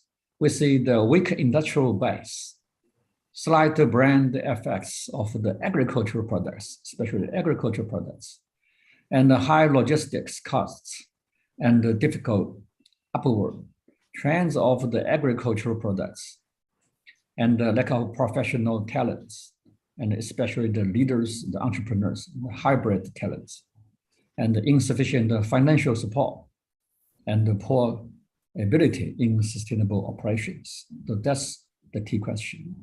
But look at this, how China solve those questions, solve those problems. Look at this, we see the data technology helped poor. We see the e-commerce as the main means. And with the e-commerce and the data technologies, we can leverage the local resources and also stimulate network consumptions. The people in the city can directly contact, and even communicate with the farmers with the internet. And also teach the poor how to fish, then giving them the fishes. That's the key issues. So in China, we call it Internet Plus. Internet Plus has opened up a new path for poverty alleviation. And it's a very effective way for underdeveloped areas to achieve overtaking in corners. So we see that the rural informationization is very important. So how to improve it, that the poor people can reach the outside, even the world, unprecedented. And the information asymmetrics, the asymmetrics could be narrow. And the information applications of farmers is changing from the single information acquisition to comprehensive information. So that's the new things happening. So what kind of actions taken in China? So we see the many e-commerce companies are rising. They are participating in the poverty alleviation programs. It's very amazingly changed the world, changed the whole face of the rural areas in China. So many stories. Look at one video, you could see it. Let me show you the one simple video, how the poor get help, get the empowered from the e-commerce and the data technology. Huge! Welcome, girls. Hello, and welcome to another episode of No China, Learn Chinese. This episode, we're going to learn the phrase Dianshang Fuping. Dianshang means e-commerce, and Fuping means poverty alleviation. Dianshang Fuping together means poverty alleviation through e-commerce. 我叫阿桃，今年22岁。这个七星女士从去年的 All 5月 those 份 young 开始 guys, 那时候已经有25万粉丝了。我叫大姐阿香。 the young guys became the entrepreneurs. 工作，后来我就发现我们两个是志同道合的。加入团队之前，我是更加内向，不敢跟陌生人说话。他带我来这里，然后我经常直播，感觉就不怕了。他也在做这个事情，我也要做，那就一起吧。我是来自贵州省黔东南苗族侗族自治州宜平县盖宝村的第一书记，我叫吴医生。其实刚 All those guys are the common 经 people. 过1个月的调研过后，我发现更加吸引我的是这里的文化，侗族文化得到了完整的一个保留。发现这个短视频平台最低成本能达到这很高效的去宣传。How many people have you helped out of poverty? 全村是有109户的贫困户，然后通过1年半的扶贫呢，全部贫困户都脱贫了。What was the difference in income before and after you used the 7 fairies to help sell their produce? 通过1年半的努力的宣传，销售了60-70万的农特产品，加上其他的直播啊、广告啊，各方面收益总共有100多万。E-commerce in China is playing an important role in poverty alleviation and rural economic development. By using video apps, both buyers and sellers can understand each other better. Sellers can talk directly to their customers, and buyers can make more informed purchasing choices. 有一句话说的非常好，不分先不治。下一步啊，我觉得最主要的方式就是进行文化的扶贫、旅游的扶贫，让我们这些民族文化还有自然风光转化为经济。Before I came here, I misunderstood poverty alleviation, but I think meeting you all and seeing how it works and celebrating culture and tradition, I think is very important, and I think that's the main thing that I will take away with me and share with other people when I talk about poverty alleviation. The number of people categorized as living in poverty has reduced to 30 million, down from 770 million people. That's several years ago, but now it became 0. So look at this. In China, we see the marketing, dramatical change of the marketing means help the poor people to elevate their poverty. So look at this data. That's in 3 years change. The rural online retail sales in the 3 years, we see almost 1.8 trillion RMB right now. And the retail sales of the farm products also increased so much. And the number of rural online shops increased 65%, more than this. And we see more than 16 million shops online. They sell the goods from the rural areas. So we see that so many people also employed by so-called the Taobao village. Taobao, that means one platform of the online shopping, online retail platform of the Alibaba. They established those terminals called the Taobao village in different villages. So look at this chart. That started 12 or 13 years ago from the 3 villages. Now we see that over 7,000 villages became so-called the Taobao village because they established their retail ends to communicate, to connecting people from the rural area to the people in the cities. So very successful. That's make the dramatical change in the last 12 years. So you could see that. And also some entrepreneurs the young guys, this guy, he founded his company. It's called Wenyuan Technology. That's founded also 12 years ago. The founder is called Yu Bing. And actually, he came to my conference 3 years ago. He told us his story. That's located in my city, Hangzhou. His mission, develop the rural e-commerce and cross-border e-commerce to bring vitality to local economy and society. And the main business, e-commerce into rural comprehensive service provider, comprehensive provider. So online and offline combined make his business success, also help the poor people. So look at this, their business models. So very important when you look at these charts, the government. So we see also that for those DT make sense, not just by the effort from the entrepreneur. We see the local government should play also very important roles. They work together, and especially the local governments officials also like the entrepreneur. They work together to provide the platform and to connecting the people. So make it successful. So that's very important lessons. So these companies' services spread country-wise. So we see that more than 42 countries have been served by this company. And the state level e-commerce enters the countryside, the rural comprehensive demonstration counties, and there's also some others.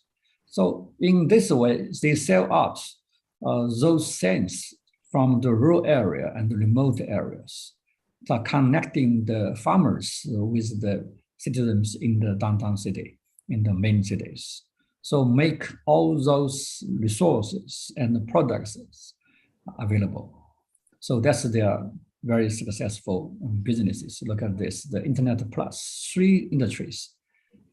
The first, the most beautiful village, they have the internet ecological chicken farm. All those chicken raising are connected with the internet. And also we see the food exploration. They have the noodles in the countryside. They make the local very delicious noodles and sold out to the main cities. And even more the minority culture, they show the culture.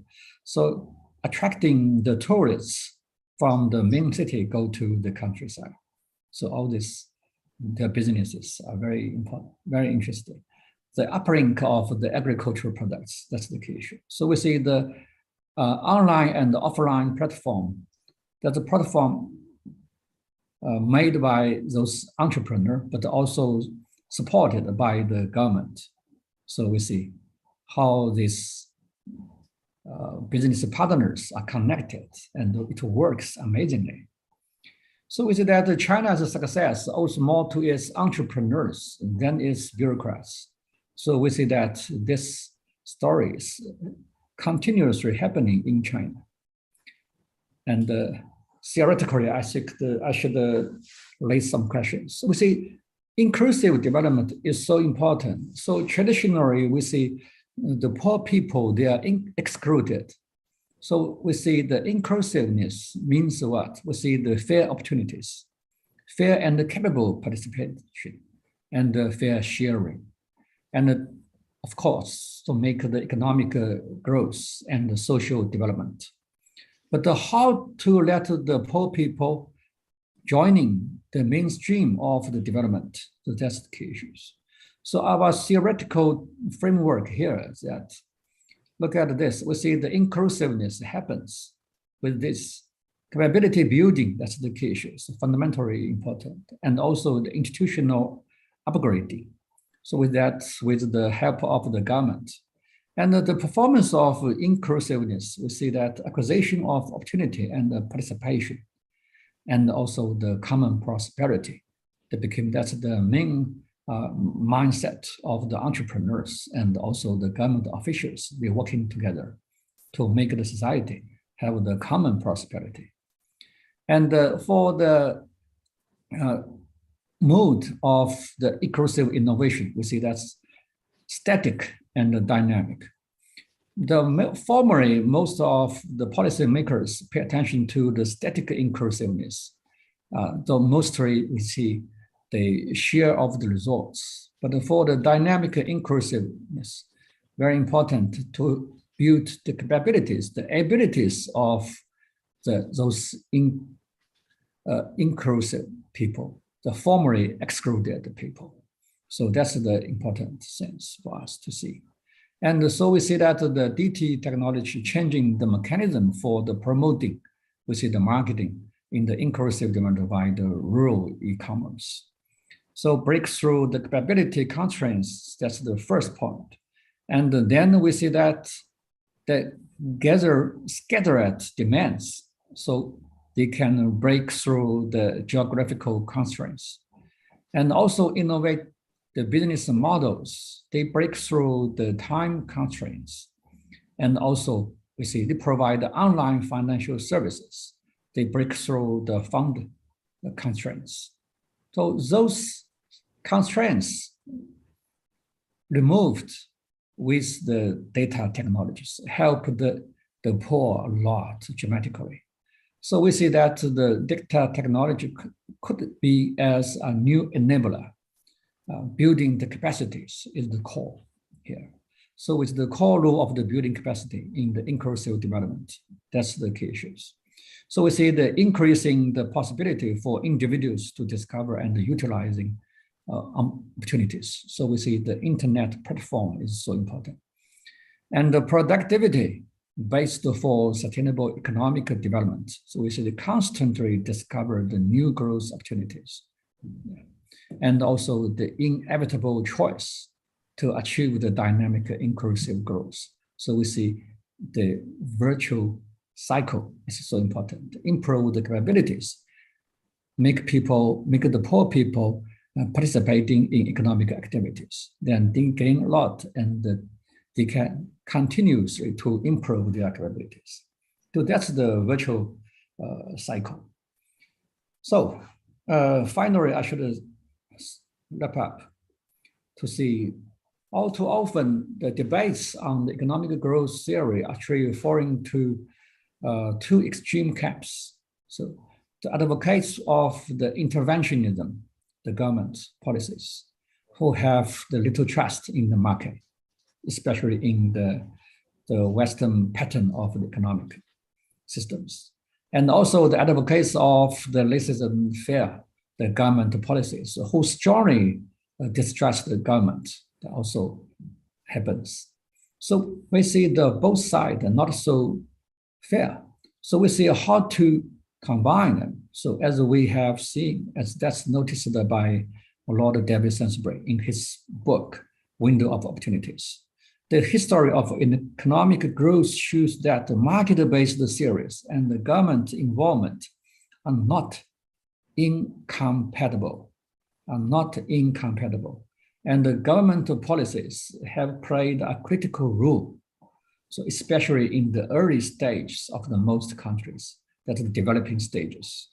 So for our developing countries, I should say, the government help combined with the people's entrepreneurship, that's the key issues. So we see the DT-enabled inclusiveness. So to couple with the fast developing trends, so we see that new resources, data, new facilitators, the platforms with the intelligence, so with the entrepreneurs preventing important roles, and the new ecosystems, repositioning players, let the poor people become the entrepreneur. And also the big data-driven product and the user experience-based innovations. And also boundless vision of the manufacturing and the service. We see the manufacturing and service can directly communicate and co-create something new. And from the core competence-based thinking to the complementarity-based advantage thinking. That's important for the entrepreneurs to think about this.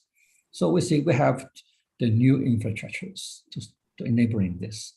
So we see the restructuring the new ecosystems. That's important.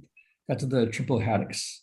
So we see the government, the academia, and the business, they should work together to make this world much better with the new enabler, the data technology. And some implications we see for the future, we see that we should have our new models of economic development, not the traditionally the big company dominated, that's different. And the new factors to check, especially we see the inclusively, the small, medium-sized, and even micro-sized companies and the entrepreneurs, and the connected the micro and the macro ecosystems. And how could the latecomers be no later and even beyond catch up like China? So as I already mentioned, the platform important, so important. So we see a new international global governance needed. What should it be? Not just as the internet dominated by some giants, the internet giant companies. We need more small, medium-sized platform provider also. So that's the case.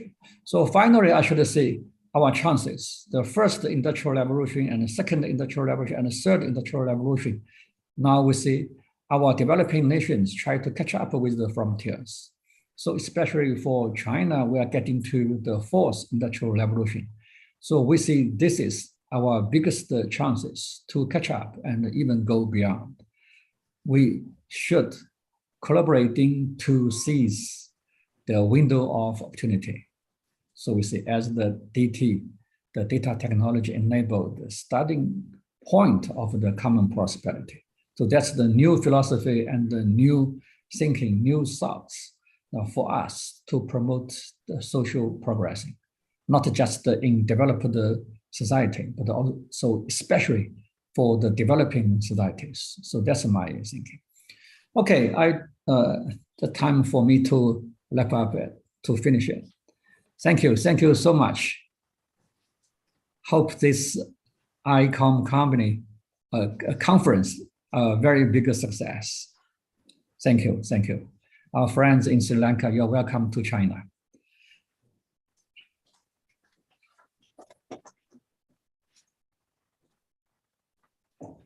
Yes, and ladies and gentlemen, that was our keynote speaker of the day, Professor Xiaobu Wu. Thank you so much for your valuable time, and it's such an honor for us to have you here in our conference. And next, I would like to invite Professor Sharma Veerakorn, the Director of Research Unit of Open University of Sri Lanka, to address the gathering.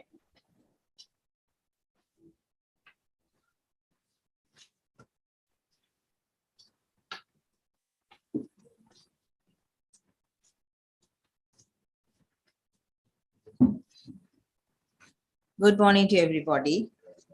Especially very good morning to our audience joining us online.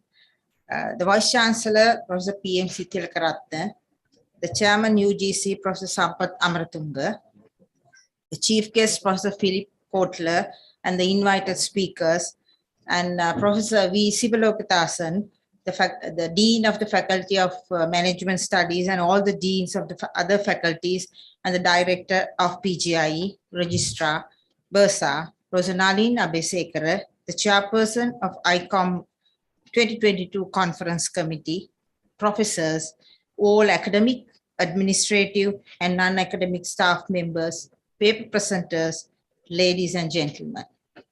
First of all, as the Director of the Research Unit of the Open University of Sri Lanka, I would like to thank Professor Nalin Abesekara, the Chairperson of the International Conference on Management and Entrepreneurship, ICOME 2022 Conference Committee, and all the other committee members for giving me an opportunity to speak a few words about the research culture at OUSL and how it was upgraded during the past years. Further, I wish to explain how the improved research culture influenced to conduct annual research conferences at OUSL and the progress of contribution and participation of OUSL staff members and at local and overseas conferences. Like other state universities in the country, OUSL, which is the premier open distance learning ODL institute in Sri Lanka, recognizes the importance of developing the potential of its academic staff by providing them with adequate opportunities to engage in research. This would pave path to explore and validate novel ideas in research, innovation, and other intellectual activities. Further, it would contribute to national development in the long run. With the intention of advancing the academic and research mission of the university while promoting a culture that exemplifies excellent service, transparency, collaboration, and motivation and innovation, OUSL established the research unit in February 2014. The research unit promotes faculty, staff, and student success by facilitating collaborative and innovative research and creative activities. In addition to the research unit, the Industrial Liaison Center at OUSL was established to inculcate entrepreneurial activities as a formal mechanism to coordinate industry liaisons and commercialization activities, and also international relations unit to coordinate collaborative activities with foreign universities and other institutions. The OUSL, with the support of the research unit, created an environment of innovation of research and education across a broad spectrum of ODL, science, engineering and technology, social science, management, law, health science, environmental science, and other areas to foster multidisciplinary discoveries and inventions that arise through the mixing of students, faculty, and researchers across traditional disciplinary boundaries. Further, the research unit laid the foundation to high-level research in OUSL that will help to attract, create, and retain local talents within the island. The annual Open University Research Sessions, OURS, organized by the research unit, established itself as a high-caliber research forum that attracts not only researchers from the OUSL community, but also other state universities and higher education institutes, creating a forum for presenting and discussing valuable research findings leading to enhancing experience in the researchers.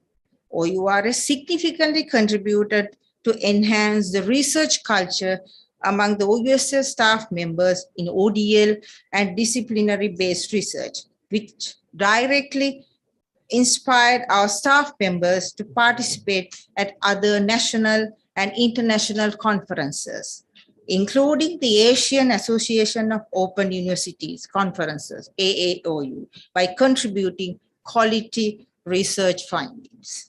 OUSL had been a member of AAOU since 1998.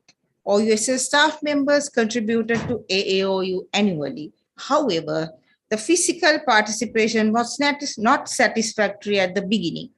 With the introduction of various grant schemes and encouragement of inculcating the research culture at OUSL through Open University research sessions, quantity as well as quality of ODL research and disciplinary-based research has increased considerably, as well as the participation at local as well as overseas conferences.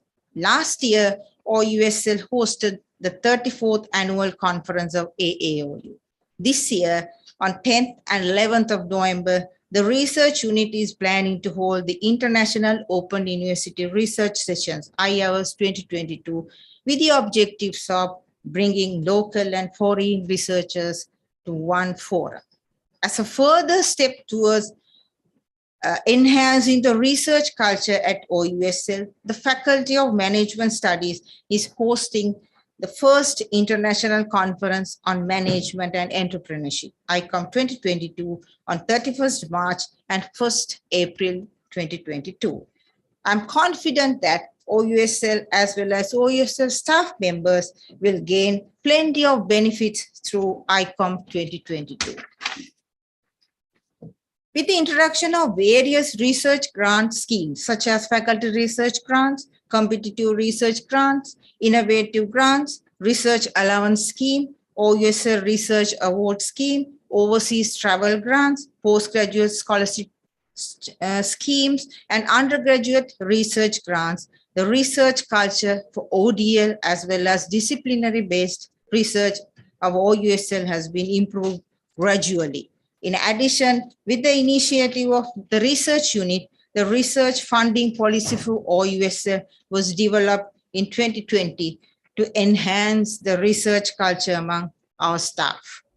As you are aware, the essence of a university in 20th and 21st centuries have been the unity of teaching and research.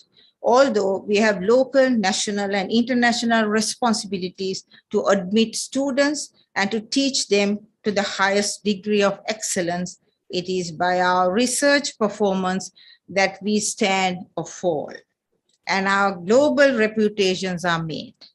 Universities can make a huge economic contribution through our research. Much of the research we perform is commissioned by the government, business, and industry through contracts and grants, with economic productivity as an expressed aim. Developing countries like Sri Lanka needs approaches that facilitate the generation, application, and dissemination of knowledge at the local level, rather than implementing solutions developed elsewhere. An emphasis on strengthening local capacity to generate, apply, and disseminate knowledge can help put into place an ongoing process of action and reflection. ICOME 2022 will provide visions into the latest research and provide opportunities for the academics, research, and practitioners to exchange their research deliberations and disseminate current developments and insights in business management and entrepreneurship. ICOME 2022 will also be a stepping stone for further development of OUSL's national and international advocacy campaigns. Finally, let me thank all of you for taking part in ICOME 2022 and wish the very best to all the presenters whose research and ideas will be showcased here. While congratulating the conference committee of ICOME 2022, let me wish all of you a productive 2 days of intellectual engagement and discussion. Thank you.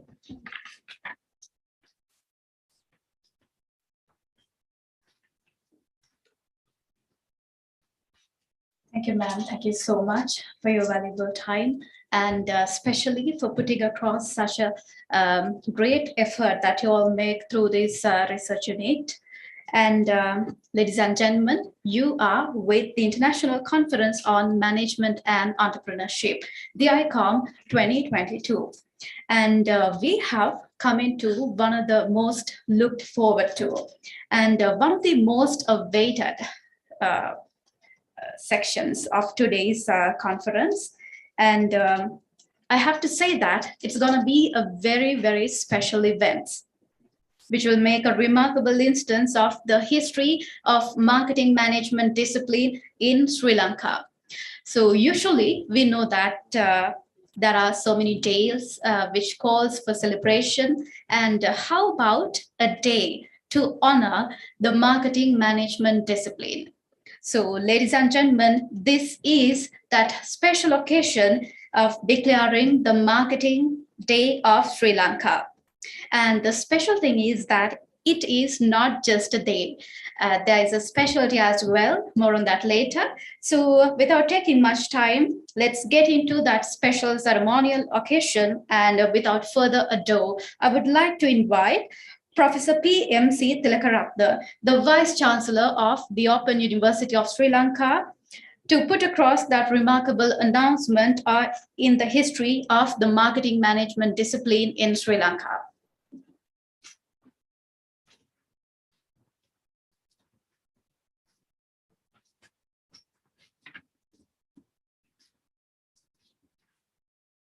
as Martin Luther King Jr. mentioned, I quote, an individual has not started living until he can rise above the narrow confines of his individualistic concerns to the broader concerns of all humanity, unquote. Professor Philip Kotler cannot be just confined as a scholar, author, consultant. He's a great human being and a philosopher who has changed the landscape of the subject of marketing with the introduction of the humane aspect to customers and articulation of real happiness into marketing. Professor Kotler glorified the altruistic efforts of the world in this COVID-19 pandemic, saying that a number of forces are gathering to believe and support the common good. And also, he is a true believer in actual happiness with mindful consumption and production. What he said is really important and really valid for developing countries like Sri Lanka. Hence, aligning with the first International Conference on Management and Entrepreneurship, I, as Vice Chancellor of the Open University of Sri Lanka, would like to declare the date of 27th May, the day of the birthday of the Professor Philip Kotler, as the Marketing Day in Sri Lanka, to pay tribute to Professor Philip Kotler for the contribution he has made to the world and for developing countries to make the subject of marketing as one of the important and popular among other disciplines for sustainable development aligned with happiness.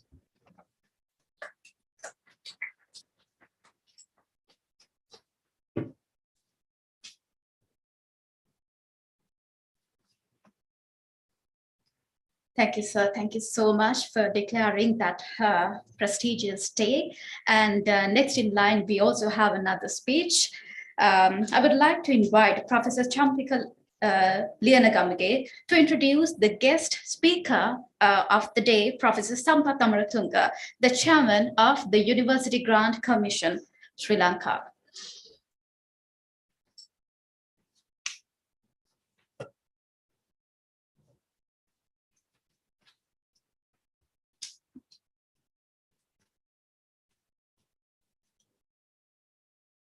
Good morning. It's with great pleasure I introduce the guest speaker in this morning. Senior Professor Sampath Amaratunga, currently the chairman of University Grant Commission, obtained his Bachelor of Arts degree in Economics from the University of Sri Javardhanpura and Master of Arts in Economics from the University of Colombo. Master of Science in Economics of Rural Development from Saga National University and PhD from Kagoshima National University in Japan, and counts nearly 30 years service in the University of Sri Javardhanpura. Professor Amaratunga was previously the Vice Chancellor of the University of Sri Javardhanpura. Prior to his appointment as the Vice Chancellor, he served in the same university as Dean, Faculty of Management Studies and Commerce during the period 2008 to 2014. During his tenure as the Vice Chancellor, he was appointed as the Chairman of the Committee of Vice Chancellors and Directors of Sri Lanka for the year 2019. He was also elected as a member of Association of Commonwealth Universities, United Kingdom, as a representative of the countries under Constituency 2. An authority in rural economic development, Professor Amaratunga has won several awards, including the prestigious Research Excellence Award of Kaishu Society of Rural Economics, Japan in year 2002. He has over 75 refereed publications to his credit, both locally and internationally. With that, I would like to invite Professor Amaratunga to deliver his speech.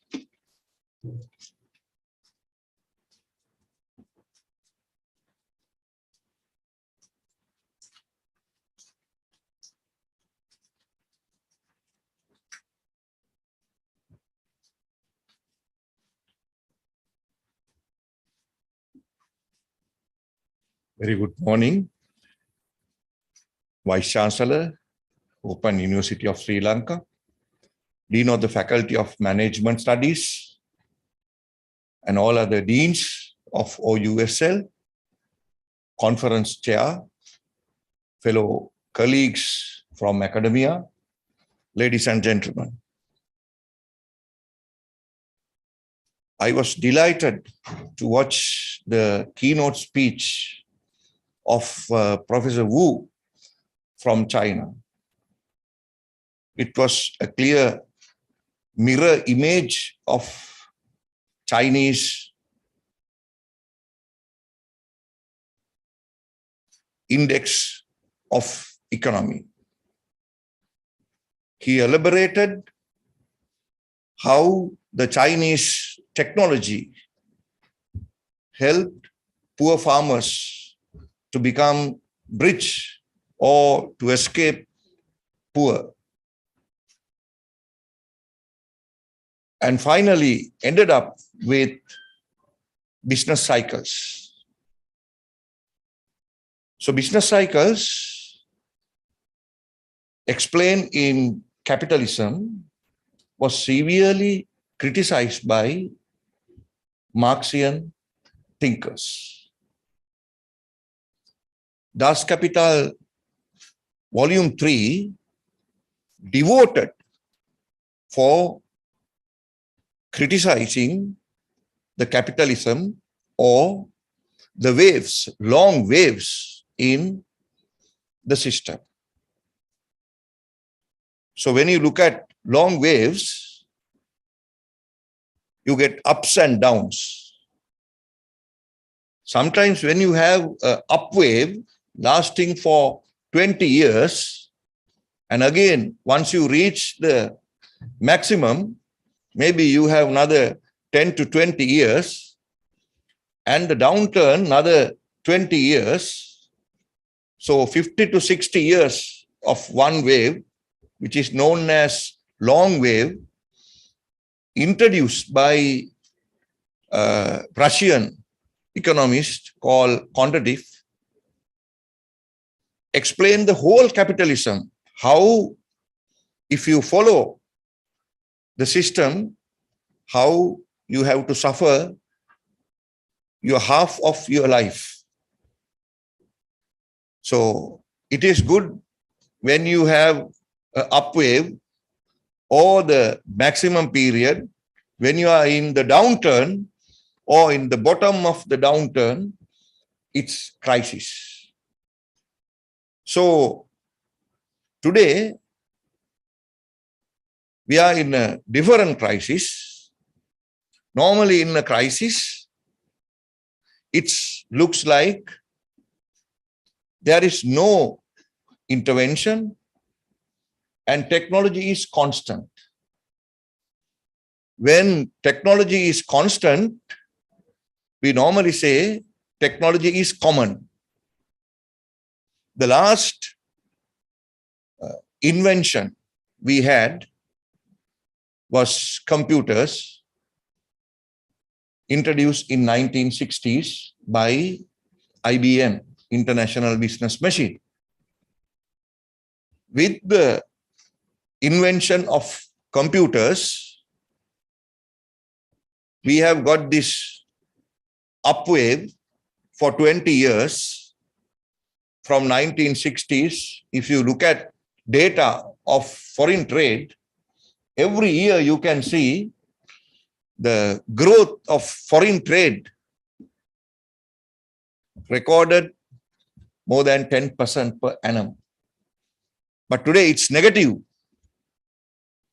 Today the dollar rate is close to 400. The black market is 410. 2 weeks ago it was 200. And in 2019 it was 185.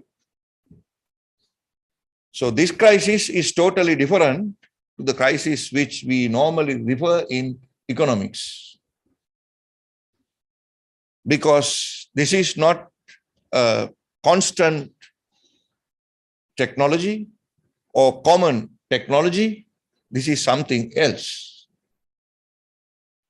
I'm not going to touch that area, but I wanted to explain you how the keynote speaker elaborated the Chinese development and the experience actually we can gain from that speech.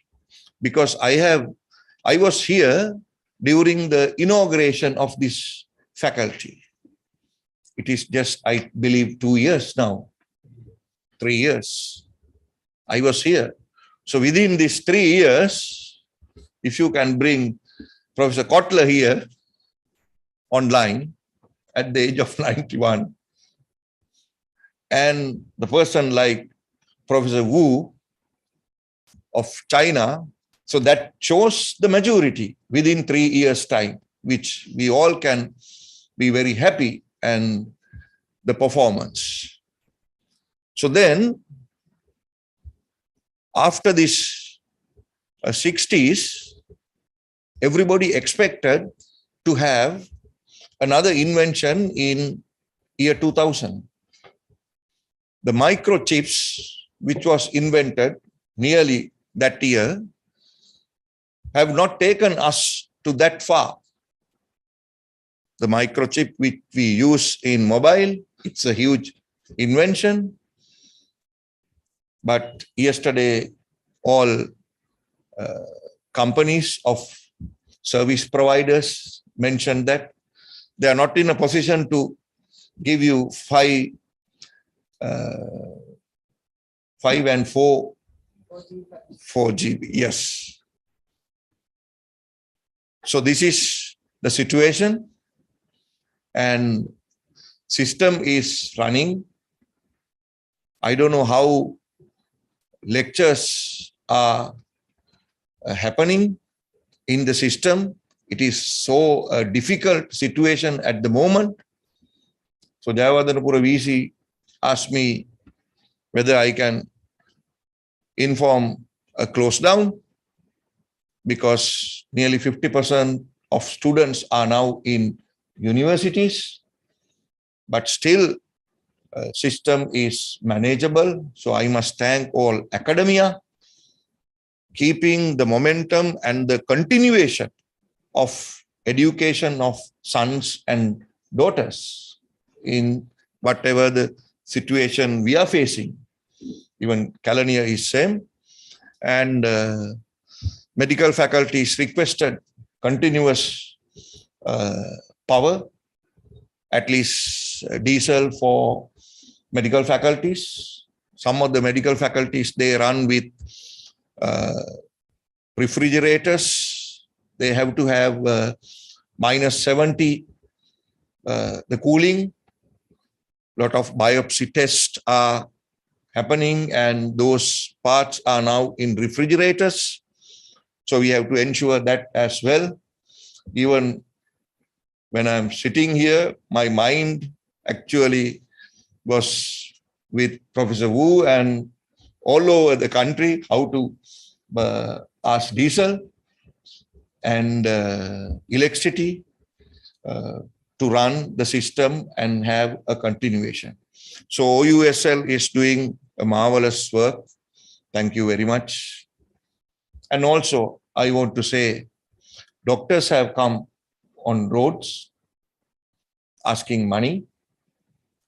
If I'm telling you openly, everybody came out except academics during this situation, mainly because of continuation and help to sons and daughters.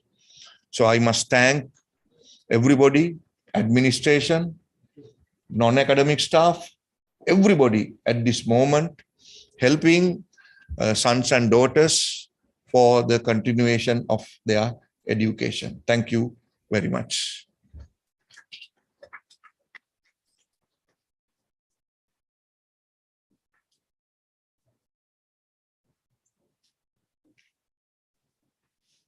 Thank you, sir. Thank you so much. And ladies and gentlemen, we have come to the end of the opening ceremony of ICOME 2022.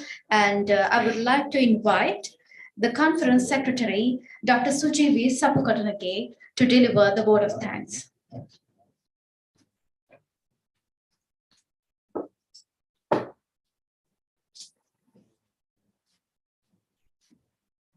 A very good morning to you all.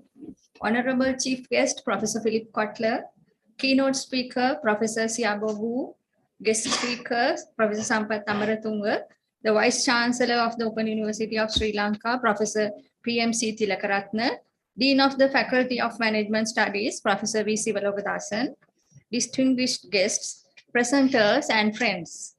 Today, we are reaping the fruits of the hard work of many, and I consider it a great privilege to have the opportunity to acknowledge the valuable contribution of all those that made conducting this landmark event a possibility. Allow me to express my heartfelt thanks to the chief guest, Professor Philip Kotler, keynote speaker, Professor Siabo Wu, and guest speaker, Professor Sampath Amaratunga, not only for sparing their valuable time to grace the occasion, but also for sharing valuable thoughts and experiences. We are grateful to the Council and the Senate of the Open University of Sri Lanka for the trust and confidence placed in us by accepting the concept paper for hosting an international research conference by the newest faculty of the university. From the inception, the Vice Chancellor of our university made a noteworthy and invaluable contribution in making this event a success. Appreciation goes to Professor Sharma, the Director of Research, for valuable guidance given to us in conducting a conference of this nature. We are also grateful to the Registrar for her contribution to make this event a reality. Conducting this could not have been possible if not for the leadership provided by the Dean of the Faculty of Management Studies, Professor V. Sivalokadasan, and the Chair of ICOME 2022, Professor Nalina Besekara. Event of this magnitude needs enormous financial backing. The support extended by Dr. Vikramasinghe, the Bursa, in this respect is commendable.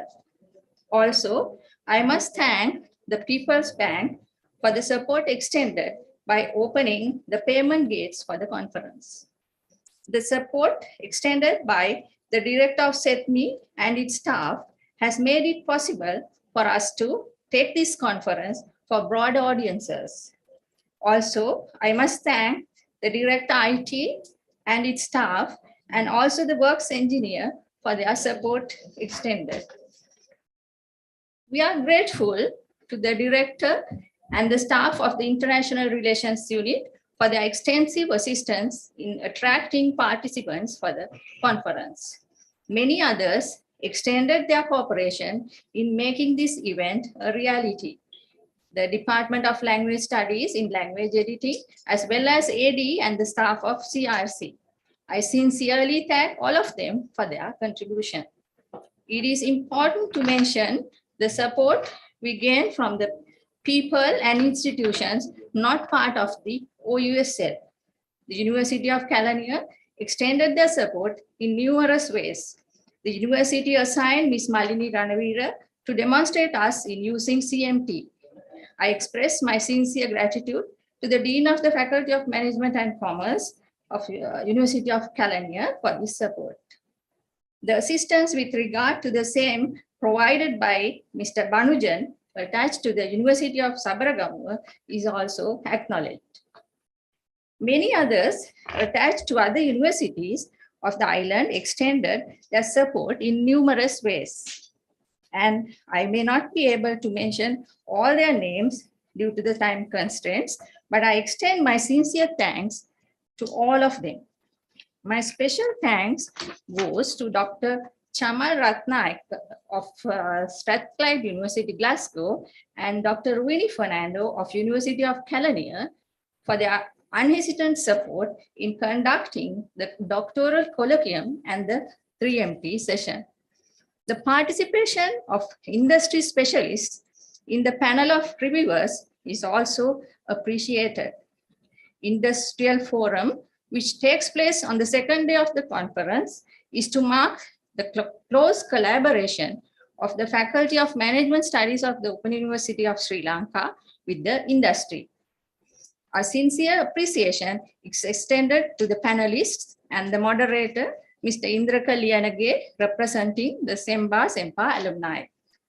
We are also thankful to the sponsors, the Colombo Stock Exchange, the main sponsor, Print Care, and CIPM, SLIM, and CMA Institutes for sponsoring the financial awards for the best papers.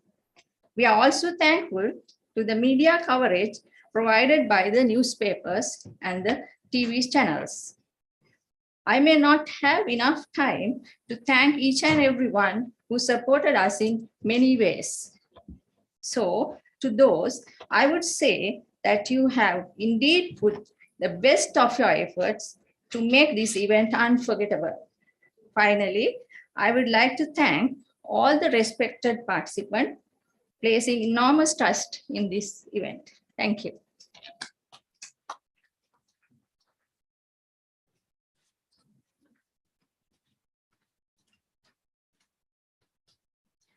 Thank you, ma'am. Thank you so much. And ladies and gentlemen, like I said earlier, we have come to the end of the opening ceremony of ICOME 2022. And thank you so much for joining with us and dear scholars and presenters. All the very best for the value additions that you all are going to make in this conference. And thanks again for joining with us.